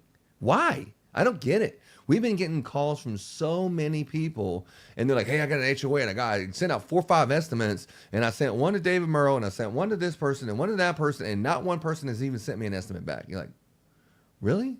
I mean, they didn't say David Merle. They just said I sent it to someone. I just figured it might have been David. But, it's like, why? Yeah, follow through, man. Finish what you started. We're getting estimate approvals all the time. Another one is we went to an estimate this week that's actually on Facebook on the way back, where we're talking smack about the estimate. I think we might get that one too. But the people in there that are bidding for the job, it's like there's like one person that has some experience, another person's faking like a mofo that they got experience, but they, every time they do a job, they got 85 callbacks because nothing's working, nothing's watertight, nothing's installed correctly, the shit's falling off the trees, they're back 8-9 times, and telling people just hit the GFCI yourself, and it must be something with, your sprinklers. That's the reason why it doesn't work every time it rains, and shit like that. It's like the professionalism is so low, and everyone thinks they can do it. It's like low-hanging fruit, man. These HOAs are low-hanging fruit.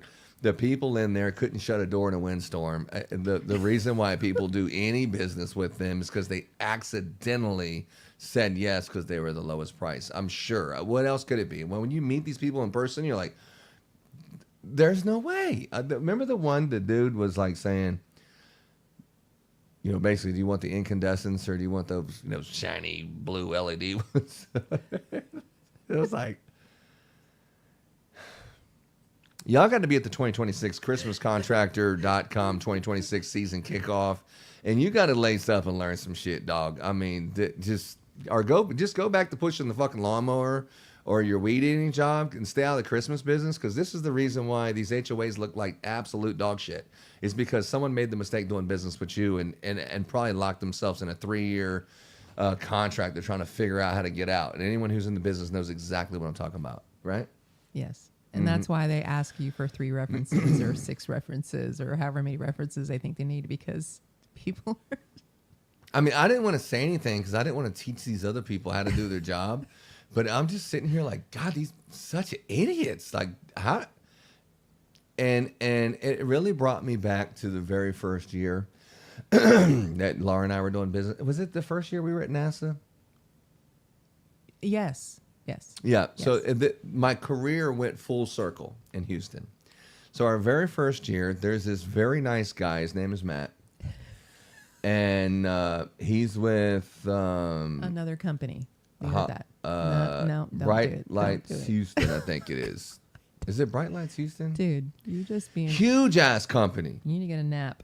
Huge ass company. I mean, huge ass company. They're doing the zoo. They're doing the $400,000 or $500,000 jobs. They're doing the zoo. They're doing NASA. They're doing all this.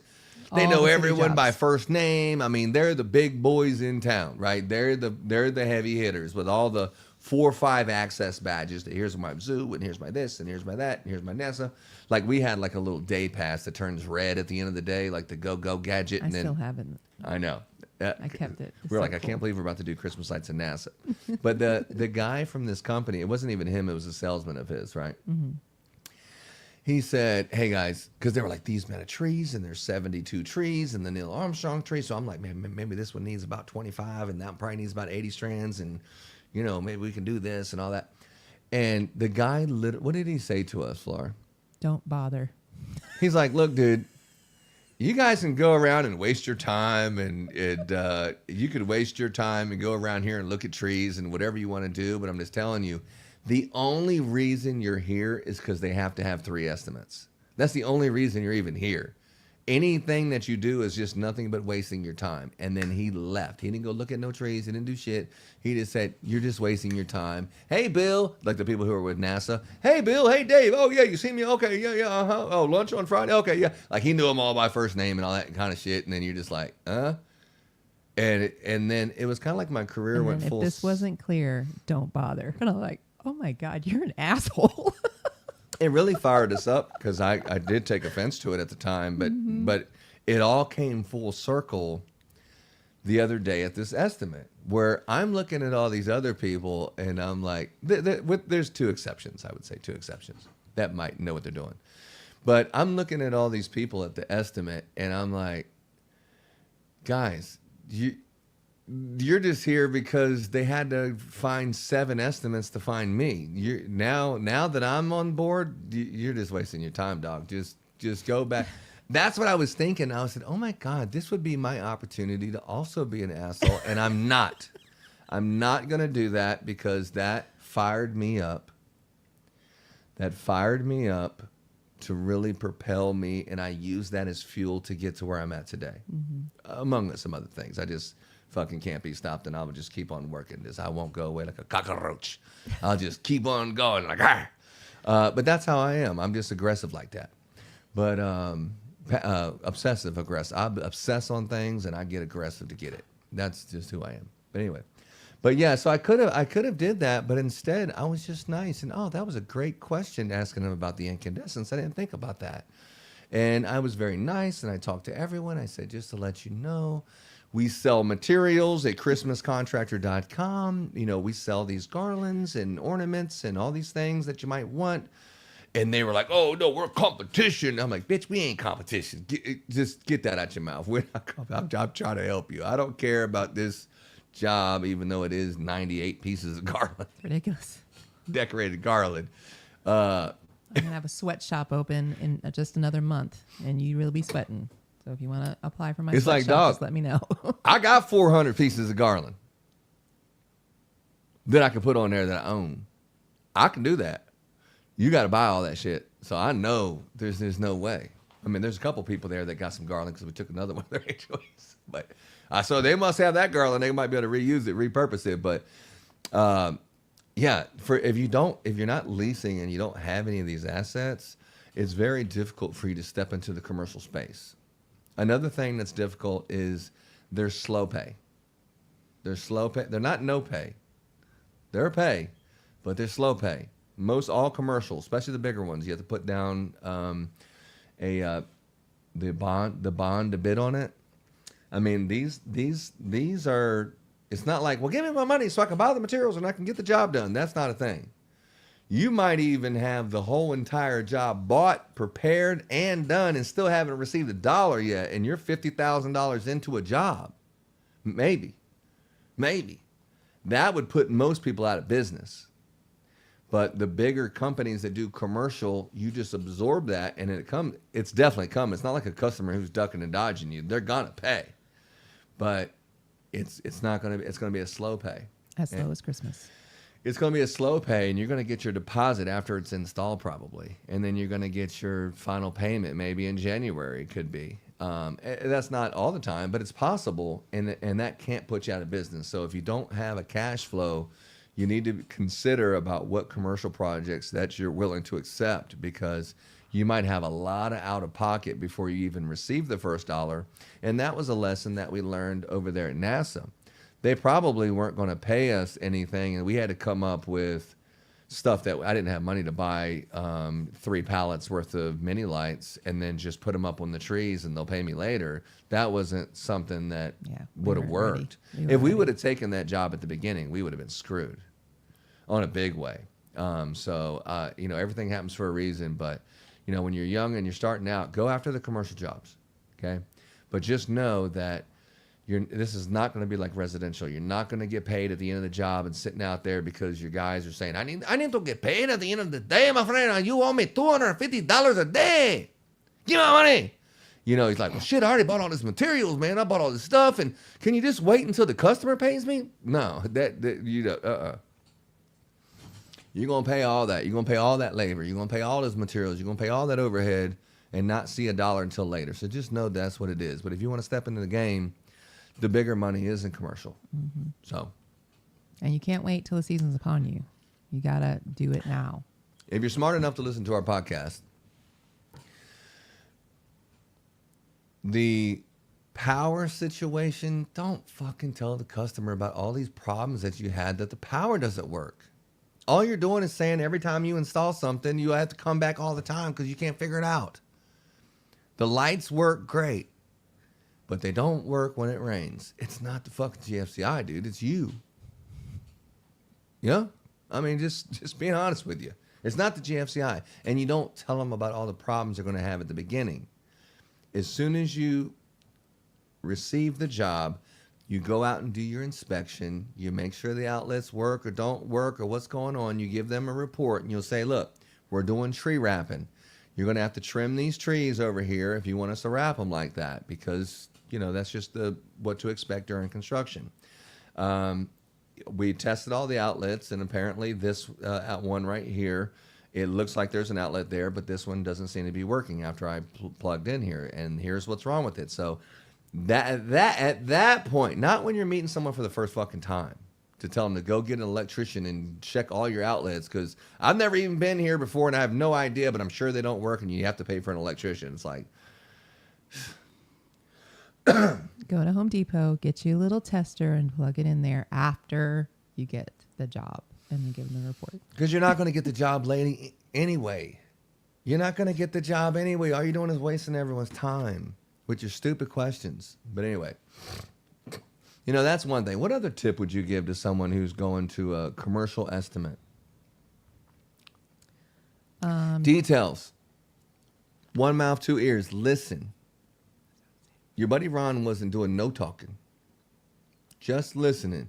No, I think the customer said, well, I only want a 1% increase per year. And you're like, 1% increase. Well, it's actually more expensive the first year. It'll be a decrease, but they're wanting like 3 even payments.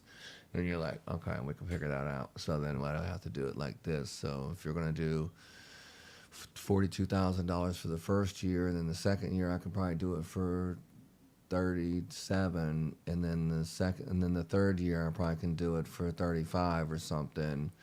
So then if I did it the same payment for 3 years, I could do it for this. But if they canceled, since the materials are so expensive, I'd have to have a cancellation fee that brings it up to the first year, right? And then you're just thinking it through. And what other thing did they say?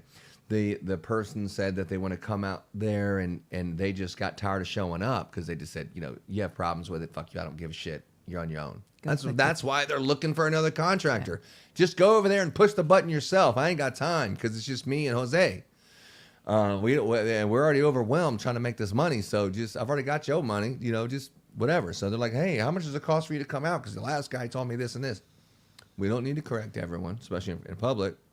But you need to address these things in great detail on your estimate. Your estimate needs to be more detailed than your residential. Whatever your residential estimate is, multiply that times 4. That's what the commercial one needs to be, and fully breaking it down. It's not like I went out there and you added something else, so here's a new bill. It's very difficult to get more money from a commercial. You don't say, well, I'm going to do it by the foot, and I think it's about 150, but don't worry, I'll send you the final. Like, that's not how that works. The HOA is going to say, you said you would do it for $15,000, and I don't give a shit what happened. You're getting $15,000 if it's done correctly, and that's it. There is no adding stuff. Maybe you can add some stuff, but for the most part, you have to get all these board members and stuff, and it's going to be so difficult to make any changes. You might as well want to put some cushion into it at the beginning, because once you have that approval, you better hope that's enough. If not, you didn't leave enough information. And you need plenty of information of this is exactly where this is going to go. This is exactly how this is going to be attached. This is what it's going to look like. Fully transparent with over-the-top details is how you do commercial estimates.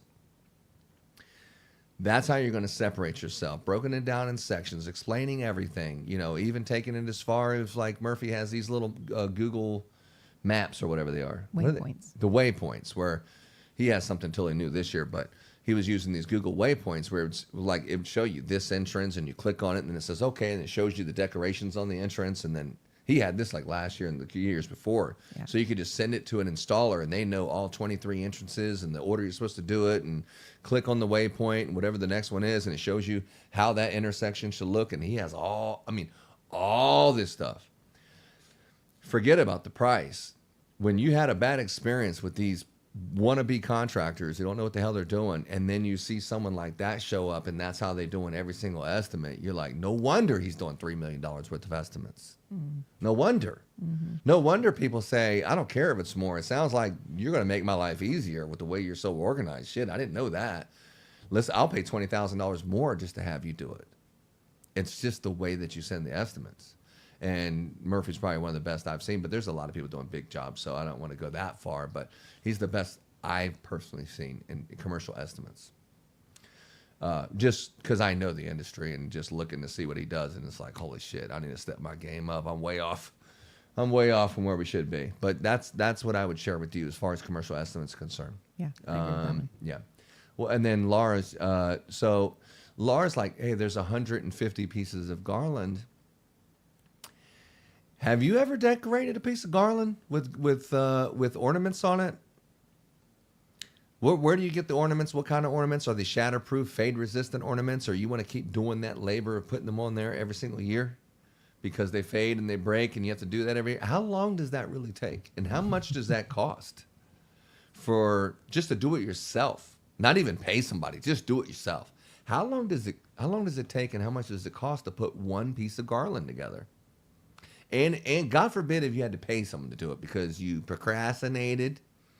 You could have gotten all of these done when you knew damn well that they approved the estimate, but you said, I'll do it later. Then you get busy with Christmas lights, and they don't really need to be installed in November. So shit, we can put it off, right? You can do it in October. Yeah, fuck yeah. You know, of course I'll get around to it. So then here it is. It's like October 28th, and you're so damn busy, you don't even know what to do. And you're like, I got to decorate 85 pieces of decorated garland, and you pay somebody, and this slow ass something only does 3 strands in a day, 3 garlands in a day, and then you're like, holy shit, we're going to be here till next Christmas at 3 strands. What am I going to hire, 20 people to do this? It's super expensive. That was us 2 years ago. It was terrible. We learned our lesson real hard on that one. That was a hard lesson. And everyone, they got this thing where they just like to play stupid. Like, oh, decorate. No, I wouldn't even know where to, no, my cell phone. No, I'm not good with phones. I don't know anything about phones. It's like, so Laura's always the one that has to do everything. But the point I'm trying to make here is you need to know what the hell you're talking about so you know how to price it. You don't want to price something, oh, garland, I think I bought it for $59, or hey, I bought it for $72, and the ornaments are like, I don't know, how much could they possibly be, right? How much could they possibly be? 30, 40 bucks? So what are we talking about, a $150 piece of garland here? Huh? Yeah, I mean, I'm sure it'll just install itself, right? And all them pieces, and it'll just decorate itself, and it's just going to look like, it's not, dude. You just can't put that in the back of your pickup truck and drive it down there. You can. It's just all the shit's going to be falling apart, and it's just going to be a mess. And when you pick it up, God forbid you slam that in the back of your trunk of your car or something and get it all smashed and stuff. You put these on carts and you address them because it takes so long and they're so expensive and they look so great. But you put them on, we put them on a scaffolding without the top piece and we drape them over. The garland and greenery, guys, this is where the money's at. You're talking about a $40,000 job, just garland. No lights. No ladders. No lights, no ladders, just greenery. No lights, no ladders, just greenery, just decorated. That's it. And if you don't have everything, it might cost you $20,000, $25,000 to buy the garland. And then you have the labor of having to do it yourself and make it look good. So I would just be very transparent about that, and I would understand what you're doing. If you want to get into the Christmas light business, get your ass out on the roof real quick and see if you can do it. Save everybody some time. You want a job here? I mean, if you can't get on the roof, I don't have any jobs that you can't get on the roof. You can't even work in the office if you can't get in the roof. Because there might be a time where I need you, and I don't need you to go, oh, okay, I identified there's a problem. Okay, well, get on the roof and fix it, or go up there and do it. I can't. All I can do is just report there's a problem. You don't need people around you like that. Every single person has to have the ability to go up there and hang a wreath if they had to. It just has to, right? Yeah. There's no sense in having anyone that has limitations that they can't do these things, especially if they're a supervisor or something and they kind of work in a dispatching or they work in a manager type of business. Those people need to have the ability to actually do it if they had to, just like me myself. If I had to, I'd get up on that roof. When I started my career, I was up on the roof every single day. I don't do that anymore. But if you called me out there and some shit hit the fan or something, we have to wrap that tree, I'll be up in the tree. I mean, I'll be up on the roof. I'll be up on the ladder. I mean, I'll be up in the lift, whatever it is. Whatever's needed. If I have to, I'll do it. So there's a difference between won't and can't. Some people won't do it. And that's me. And some people can't do it. And that's other people. But I can do this job. Some of them steep roofs and hanging off with the ropes. I mean, I'd rather not. But if I had to, I'd probably, at this age, I'd probably get a lift out there or something. I got a towable for a month or a week or whatever. So I'm sure I could knock those out, during that time. Yeah, I agree with that. But yeah, you got to get the job done. If you literally can't do the job, it's going to be so suffocating. This was an experience that I had when I was in the roofing business. So you have crews, but you don't have enough when you first get started to keep crews busy every single day. So you tell the homeowner, like, yeah, I'm going to be there we're looking at the weather and this and that, but we're going to be out there Tuesday to build your roof. So it's not like, hey, I'm coming over there to mow your grass. I mean, replacing the roof is the whole thing, right? So when you're saying Tuesday's the day, maybe they're taking off of work or maybe they're doing something. And then Tuesday morning, some reason the crew doesn't show up. And the person's like, hey, where's the crews? This, and you're like, well, it's a great question, Mr. Customer. Give me 1 second. And you're like, hey, Javier, where? They're like, and he doesn't answer your phone 3 times. Oh, wait, my friend, I got something going on, and something this and that. You're like, it's so helpless because you can't do it yourself. You don't have the F-350 with the dually, with the dump trailer, and the 5 workers that do this every day. You can't just say, oh, yeah, you don't want to do it? Fine, I'll do it myself. You can't do it yourself. It's a helpless feeling. It's like you own an electrical business, but you're not a licensed electrician. There's nothing the customer can say that can make you go over there and fix it. You're not an electrician. You're not a plumber. You're not a roofer. You're not a Christmas light installer.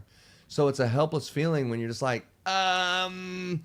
just go, sir, just go to the GFCI and push the button yourself. I'm not driving out there. It's going to cost you $150 every time I drive out there and push that button. Right? Yeah. If it's not on your contract or you have put in your contract that you're going to charge them $150 every time. So listen to your customer. They're going to tell you how to sell them. Listen to your customer. And I had a bad experience, which every time you have an experience with this particular guy, I'm not going to say his name, is a terrible experience, but I do want to take a takeaway note of this guy. They send you an email. Like, this is what happened to me just the other day. They send you an email. This is an example. This is, guys, the absolute worst salesman on the fucking planet in the Christmas business. I'm not going to say his name, but we finally was able to do half a transaction that still ain't done giving it away. But anyway, what was I saying? You're an example of emails. Yeah, so we get an email, and this is an estimate. Like, I'm giving you an estimate, and I'm going to tell you how much all this stuff costs. You ready? So on the estimate, in the writing, like where here's writing, and you click here to see the attached invoice estimate or whatever like that, it says, hey, I know you're probably not going to like the price. And I understand because a lot of people are telling me that the price is too high for this and this. And before you say anything, let me just explain myself, because you're thinking that's going to keep your lazy ass from having to do another email, because since 4 other people already emailed you, let me just go ahead and get in front of that. And let me just tell customers, I know you're not going to like the price, but let me just, like, think about that. Think about that. Like, why would you tell a customer, I know you're not going to like the price? Why fucking send the price and then a letter that says, I know you're not going to like it? Like, what idiot does that? You know? Right? Yeah. So, anyway, but I told Mike, I said, look, don't fire him, dude. He's probably the best thing that's ever happened to us being there, because, like, nobody in Texas has ever heard of this dude, and he's in charge of Texas, which is perfect. So stay there. You're doing a great job. You couldn't be a better double agent for Kingdom. I appreciate it. So make sure he stays. Give him a promotion and a pay raise, actually.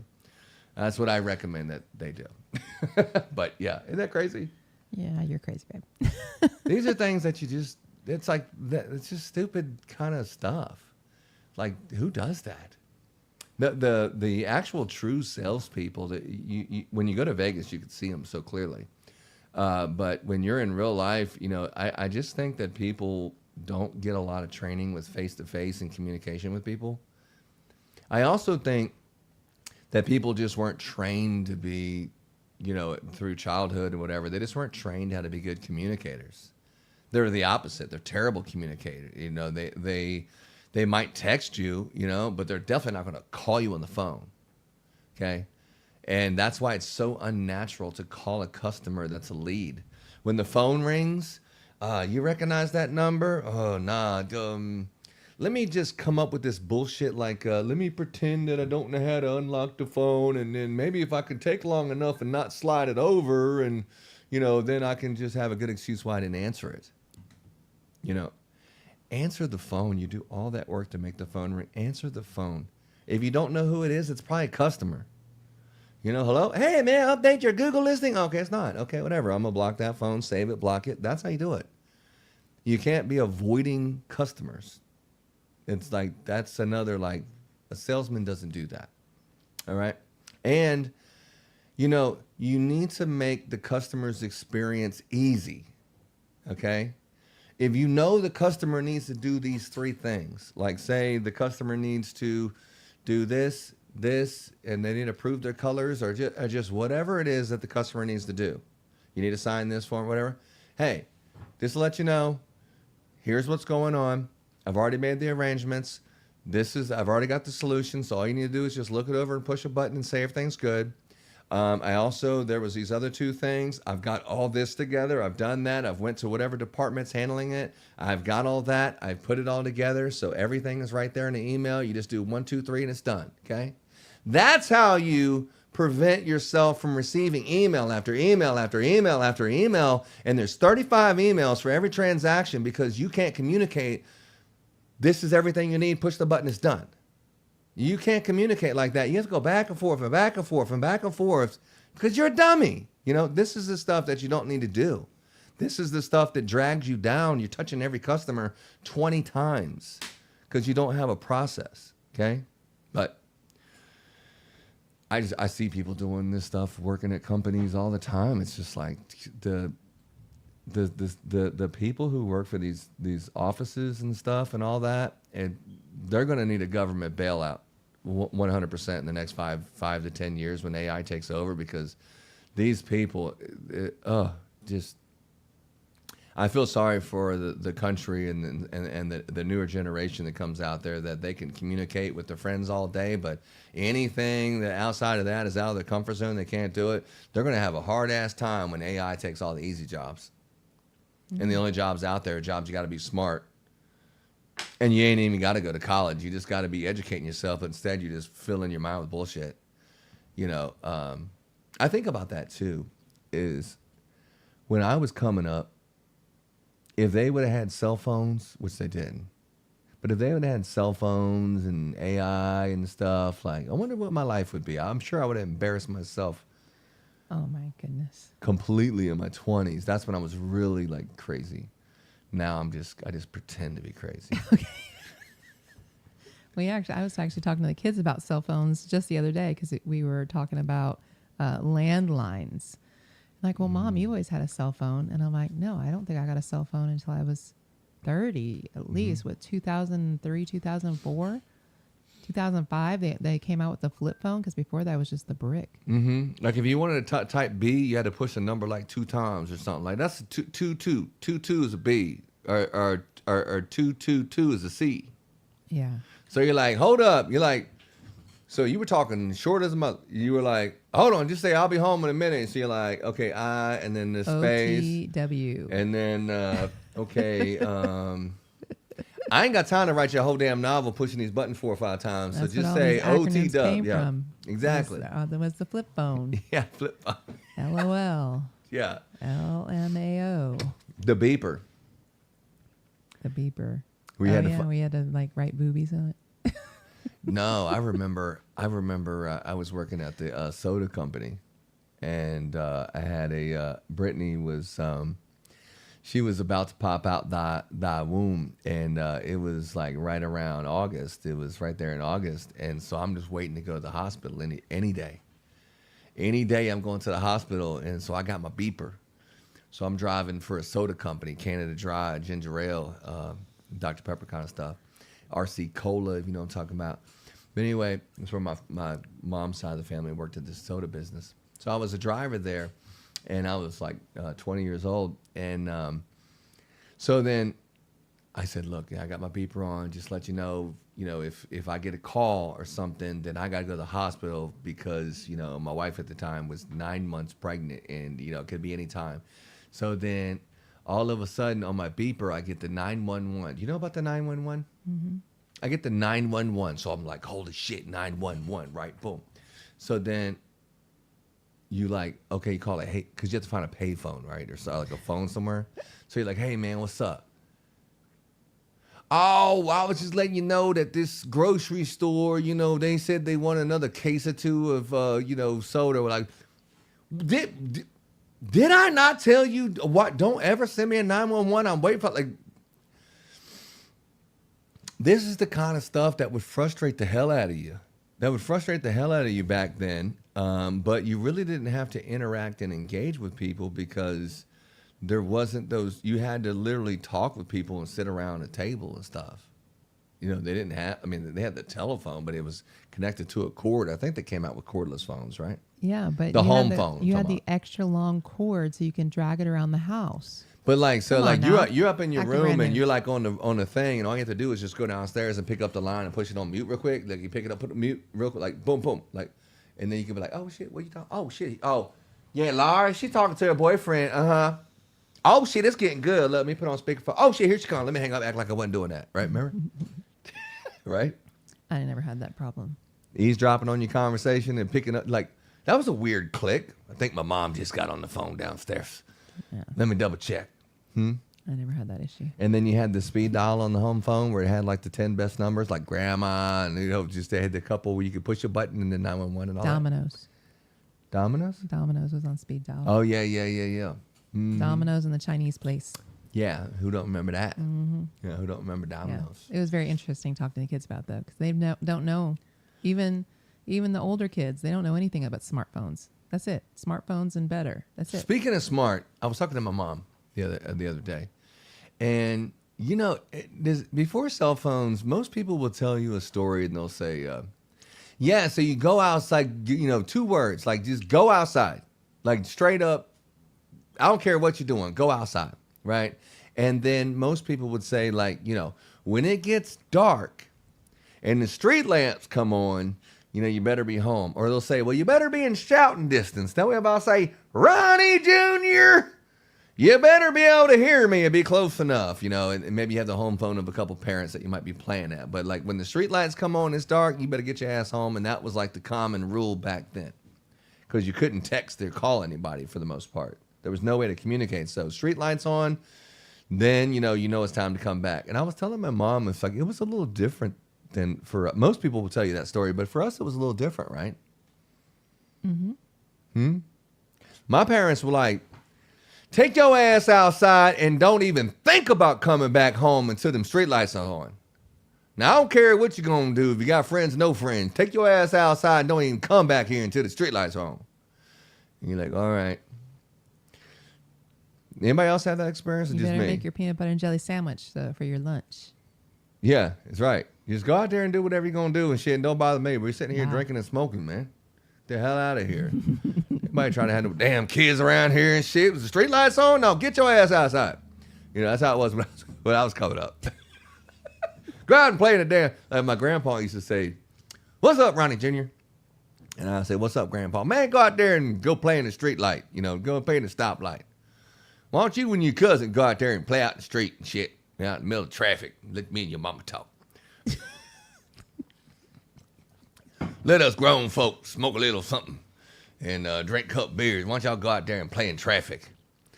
You know, you like, so we were out there playing Frogger in the traffic. I mean, that's just shit you did back in the 80s and the 90s. Well, 80s, really.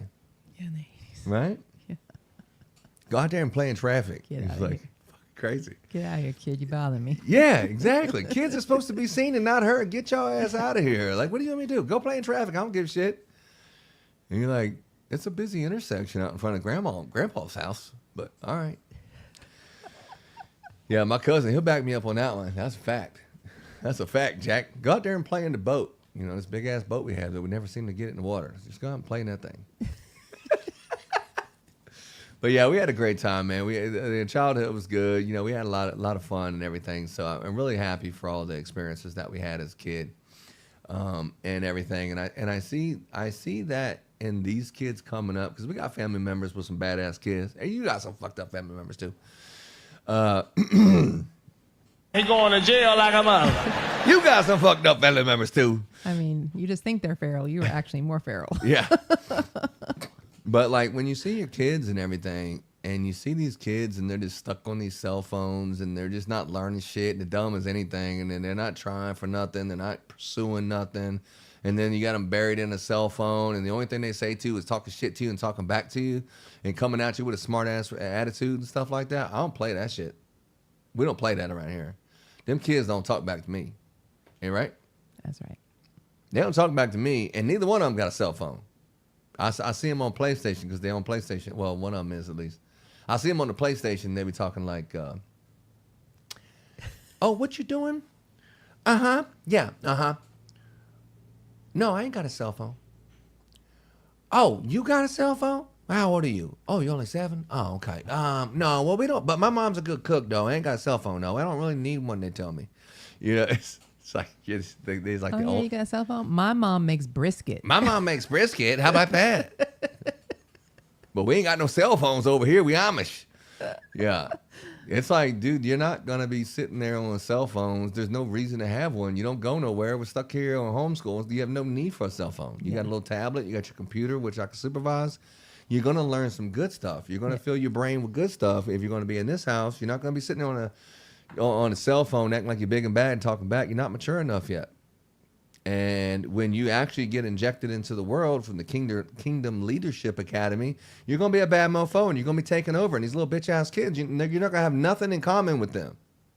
You're not going to have anything in common with them. You're going to be so far ahead of them, they're going to be working for you. By the time you're 18, by the time you're 16, you're going to be running crews. That's what you're going to get working with me, running with me. And you're just going to be so far ahead of all these kids. Because that's how we're training. We're training leadership. We're training these kids to be something, and they're not going to waste their time. Not on my watch. Not on my watch. 8 o'clock in the morning, they all up for PT doing military training, right? Yeah. They up there doing calisthenics and running, and Tyrone got him out there running and drill sergeant. Get your ass up there right now. You better give me 5 more. Bop, bop, bop. You know, he's out there every single morning. That's how they wake up every morning. Drill sergeant, military school. And then when we come bebopping down the stairs, you know what I'm saying, with a big old smile on our face about 10:30, right, boo? Then we're like, all right, then you tell them they can get out them at that field out there doing that running right there. Come on in here, we'll get some education. And then as soon as they come in, they ain't doing one thing in there. They ain't got nothing to do with education. Nope, back out there in 110-degree heat doing manual labor. You're going to learn. If you're going to be stupid, you're going to work your ass off in life. If you're going to be dumb and not pay attention, you're going to be a manual laborer. So you might as well just get after it now. That's what your life is going to be. If you're not going to apply yourself, that's what your life's going to be, manual labor. And I know because I lived it. If you want to apply yourself and be smart, you'll have a life that might have air conditioning in it. But if you're not going to be smart, more likely you're not going to have air conditioning. You're going to be out there doing things that smart people don't want to do. And they're going to pay you to whatever price you have to do it. That's what your life is going to be. Okay? So, you know, that's a fact. And that's how we do our homeschool. And hopefully that you took those words to advice. And you're probably thinking right now, as you heard me say that shit, I wish I never would have gave my kids these cell phones, because now I can't take it away. They might beat me up. And she already called me a bitch and smacked me last week, so I better not. Oh. Right? You know what I'm saying? I like to think that we're raising wolves, not house pets. Oh, I'm raising monsters. Monsters. They're going to be monsters. Every single one of them. Stella, Levi, Tyrone, hopefully one day. They all going to be monsters. They're all going to be taking over. They're going to be very confident. And they're going to, you know, take our legacy out into the, you know, into the next future generations. That's what they're going to do. And it's very important that they get this. You're going to pay attention to how we're getting there. You did pay attention when we were damn near homeless, and I had a pressure washer, and I was out there knocking doors trying to figure out how to get food on the table for months, and how to get that first truck, and how to get that first house, and how to get this. You've seen us from the slums and doing nothing. You were there, and you witnessed the whole damn thing. You've seen the whole thing. And now we haven't arrived anywhere. We are destined for greatness, and you are going to step in line. It's just like a caterpillar that metamorphoses, it turns into a butterfly. This is what you were born to do. You just don't even know it yet. Like a dog, like a cattle dog.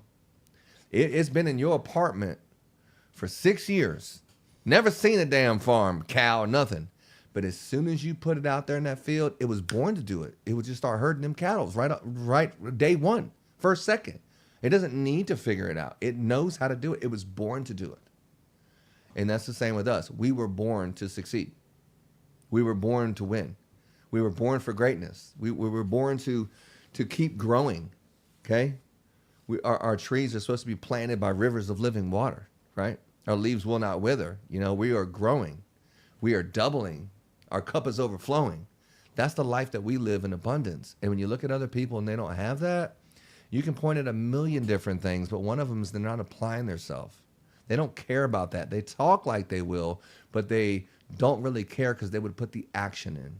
They would have discipline over themselves. And a lot of people ask you like, can you give me some advice on how to be whatever? But the truth is, you already know what to do. You already know that there's things that you should be doing that you're not doing. You already know that you're not doing things you know you should be doing. You know that. You need to do that. You know what to do. You don't need me to give you a pep talk. You don't need anyone to give you a pep talk. You need to take it seriously and really say that this is what you want to do. Shut off all the shit that doesn't work and start fucking doing it. Right? Right. Yeah. Take it seriously. Then when you're doing all the things that you know to do and you're not doing those other things and it's not working, you're not seeing the results, then you need someone's help to get past that level that you've gone as far as you can and you just need some help to go further. That's when you need help. Other than that, you just have a discipline problem. And that discipline was put on check like a mofo in Vegas. That discipline did not even go in there and even, I got money. And I had money for gambling that I brought specifically for that purpose. And I didn't spend not $1 of it. And that took willpower. But it was like, man, I'm telling you, I am so focused on what I'm trying to do. It's just nothing can distract me. And this is the way that I am in the middle of the season. There's no way to distract me. I am so laser focused, wartime type of stuff. That's how I am in the season. And this is the reason why we do what we do in the season. And most people, are just a small glimpse of that, because they're not running the business to take the off season off. They're running the business to have enough money until they can find that pressure washer in between the grips, and they can start, moving along someone's driveway. And they got one that they can do it faster than the little wand thing. So they got this machine, and they got $200-$300 driveways or $125 driveways and 4 lined up in a house wash or whatever. And, they're running their Christmas light business like they're just trying to wait until they get an opportunity to do that again. And that's fine. That's fine. But if you want to be successful, it's not going to be from half-ass doing shit. You're going to have to figure out what needs to be done, where you want to be, see it clearly, the details, the color of the mats, the color of the floor. What kind of rims does the car have? Visualize exactly what your life you want, and then reverse engineer it of how you're going to get there in 5 years. And that's what you should be, your daily, monthly goals, weekly goals, daily goals. You got to do that. You have to keep your goals in front of you, specifically where you can see it on your computer screen. You can see it on your bathroom mirror. You're writing messages to yourself.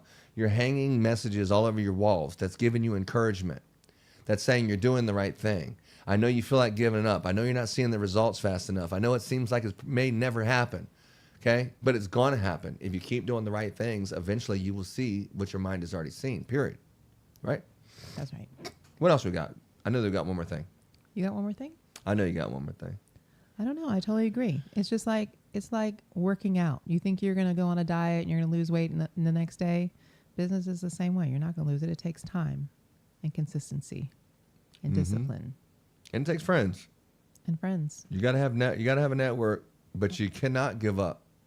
You cannot give up. There's certain people that, myself included, I probably should have gave up a long time ago on certain things, but it's just in my DNA. I need someone to help me figure out when to give up, because it's not natural for me to do that, for especially things I'm really passionate about. And also thing for a natural born leader, you need to learn when it's not your place to be a leader in that situation, because you just naturally want to come in and be a leader everywhere you go. But in certain rooms, you're not the leader there. Someone else is. You need to learn how to not be a leader, and that's something you need to learn, because it's not natural. But you have other people who are situational leaders, and it's not natural for them to be a leader at all. They need to be told, no, you're the leader. You're in charge. But that's not natural. That's a situational leader. They need to learn when to lead, and people like me, a natural born leader, we need to learn when not to lead, okay? So we're all working on something. We're all doing something. And we all have what's called blind spots.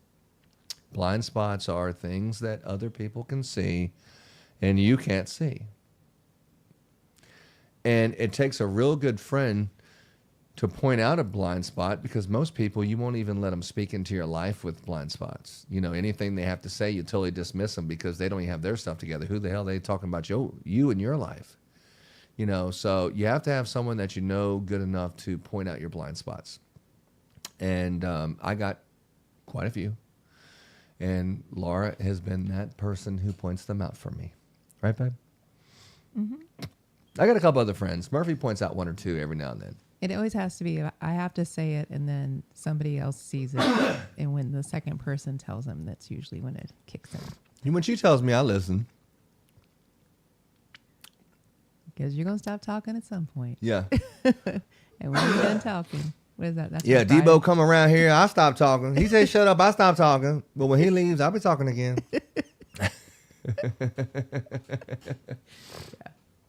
That's another thing, too. Is like we quote a lot of movies. I didn't really watch a lot of movies, but back in the day, you used to watch them because you had to be kind to rewind. And you had that thing for a couple days, and so why not watch it again? It's a 3-day rental at the movie store. So, it's like, it ain't like it's right down the damn street. I can only afford to get one, so I'm going to watch it a couple times. Mama spent all that $3 in gas to go down into the Blockbuster Video, and we got 2 rentals. And I already seen that one 8 times. So you're just like, as soon as you're done with the movie, you're like, is anything on the 3 channels on TV? No? All right, then. Well, then let's put the little movie and then rewind it and play it again, because it's the coolest thing. You would end up watching movies like 20, 30 times and knowing every single word of every single movie, right? Yep. You knew every single person's phone number by heart. Think about that. That's just what people did, and that's what everyone did. Everyone knew every single number. That's just what you did. You memorized every damn thing. You know the address. I was thinking of what my parents' zip code was. I'm thinking 22554. Oh, I don't know that off the top of my head. 225. I lived there my whole life. I know, but I should remember your 22554, parents' address. 22556. It changed to, I think it was in Stafford, Virginia. I don't know. I was thinking about that, like, damn. But all that stuff used to be memorized. But now that all these technologies make life easier for you, they make life more convenient for you. You know, your brain doesn't have that natural exercise of remembering this stuff, which could be a great opportunity for you to learn other things that you don't need to learn people's phone numbers. The phone saves them for you. But your mind should not go dormant with just the only thing you can do is drink beer and play video games. You know, you need to fill your mind with good stuff, the stuff that wakes you up in the morning. Like, I cannot wait to wake up tomorrow because I have this to look forward to, something, right? You know, and most people are just comfortably numb, just going through the motions and those kind of things. And it's sad. It's really living with no purpose, like a farm animal, unbroken. So anyway, this is what I sound like when I've only had 2 hours of sleep. But I've said enough. I appreciate everybody hanging on, and as I was talking, no one left, so that was great. That was awesome. Thank you very much. And I hope you like that song God Thing. I wrote that myself at the beginning of the show 2 hours ago. Is it 2 hours ago? Yeah, it's 1 hour and 57, babe. That's it. We went twice as long as Guyman. Right? Because he ain't Ron Roby. And that's a fact. Jack. That's a fact, Jack. There ain't nowhere near you. But anyway, so yeah. Hey, we love you. All the people who support us and all the people who've been, connecting with us. And we had that lady on from Christmas Expo. What was her name? Joyce? Mm-hmm. We had her on last week on the show, and Michael. I didn't know Michael was such a celebrity. I didn't know Joyce. I'd never met her before, but, after we had her on the show, we had like pretty much all the people who are going to the Christmas Expo. They all started posting on the Mastermind, right? Mm-hmm. Like all of them, the snow effect people and all that. They were like, damn, there's a lot of people who've seen that. And all the clips that we do from the podcast, like this is 2 hours, but you see these Opus Clip does like these 100 clips that I'll just paste them over in days. I've been surprised at how many people are actually watching those things. Yeah, that's great, babe. That's great.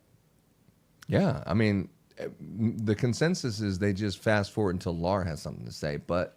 Ever. Such a bullshit. These blind spots. It's blind spots. You got to let people talk into your life about the blind spots. Sounds good. Give me the final words, babe. Oh, goodness gracious. If you find yourself numb, sitting on the couch, playing those video games, drinking beer, wasting your life away, just waiting for the next, I don't know what, something. The next ball to drop on your head. The next ball to drop on your head. The next, on your chin. The next depending red on what kind bill of balls are to dropping. come in your mailbox. That's it.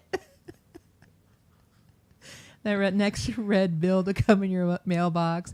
If you're sitting there waiting for your next holiday and because you can't take any more time off from work and you have to wait till the federal government tells you when to take off for work, if you're sick of that crap, you just have to get off your ass and get freaking busy. Mm-hmm. Get off your ass and get busy and have a safe weekend. Have a great 4th of July weekend. Happy America. Birthday. Happy birthday. America. We love America.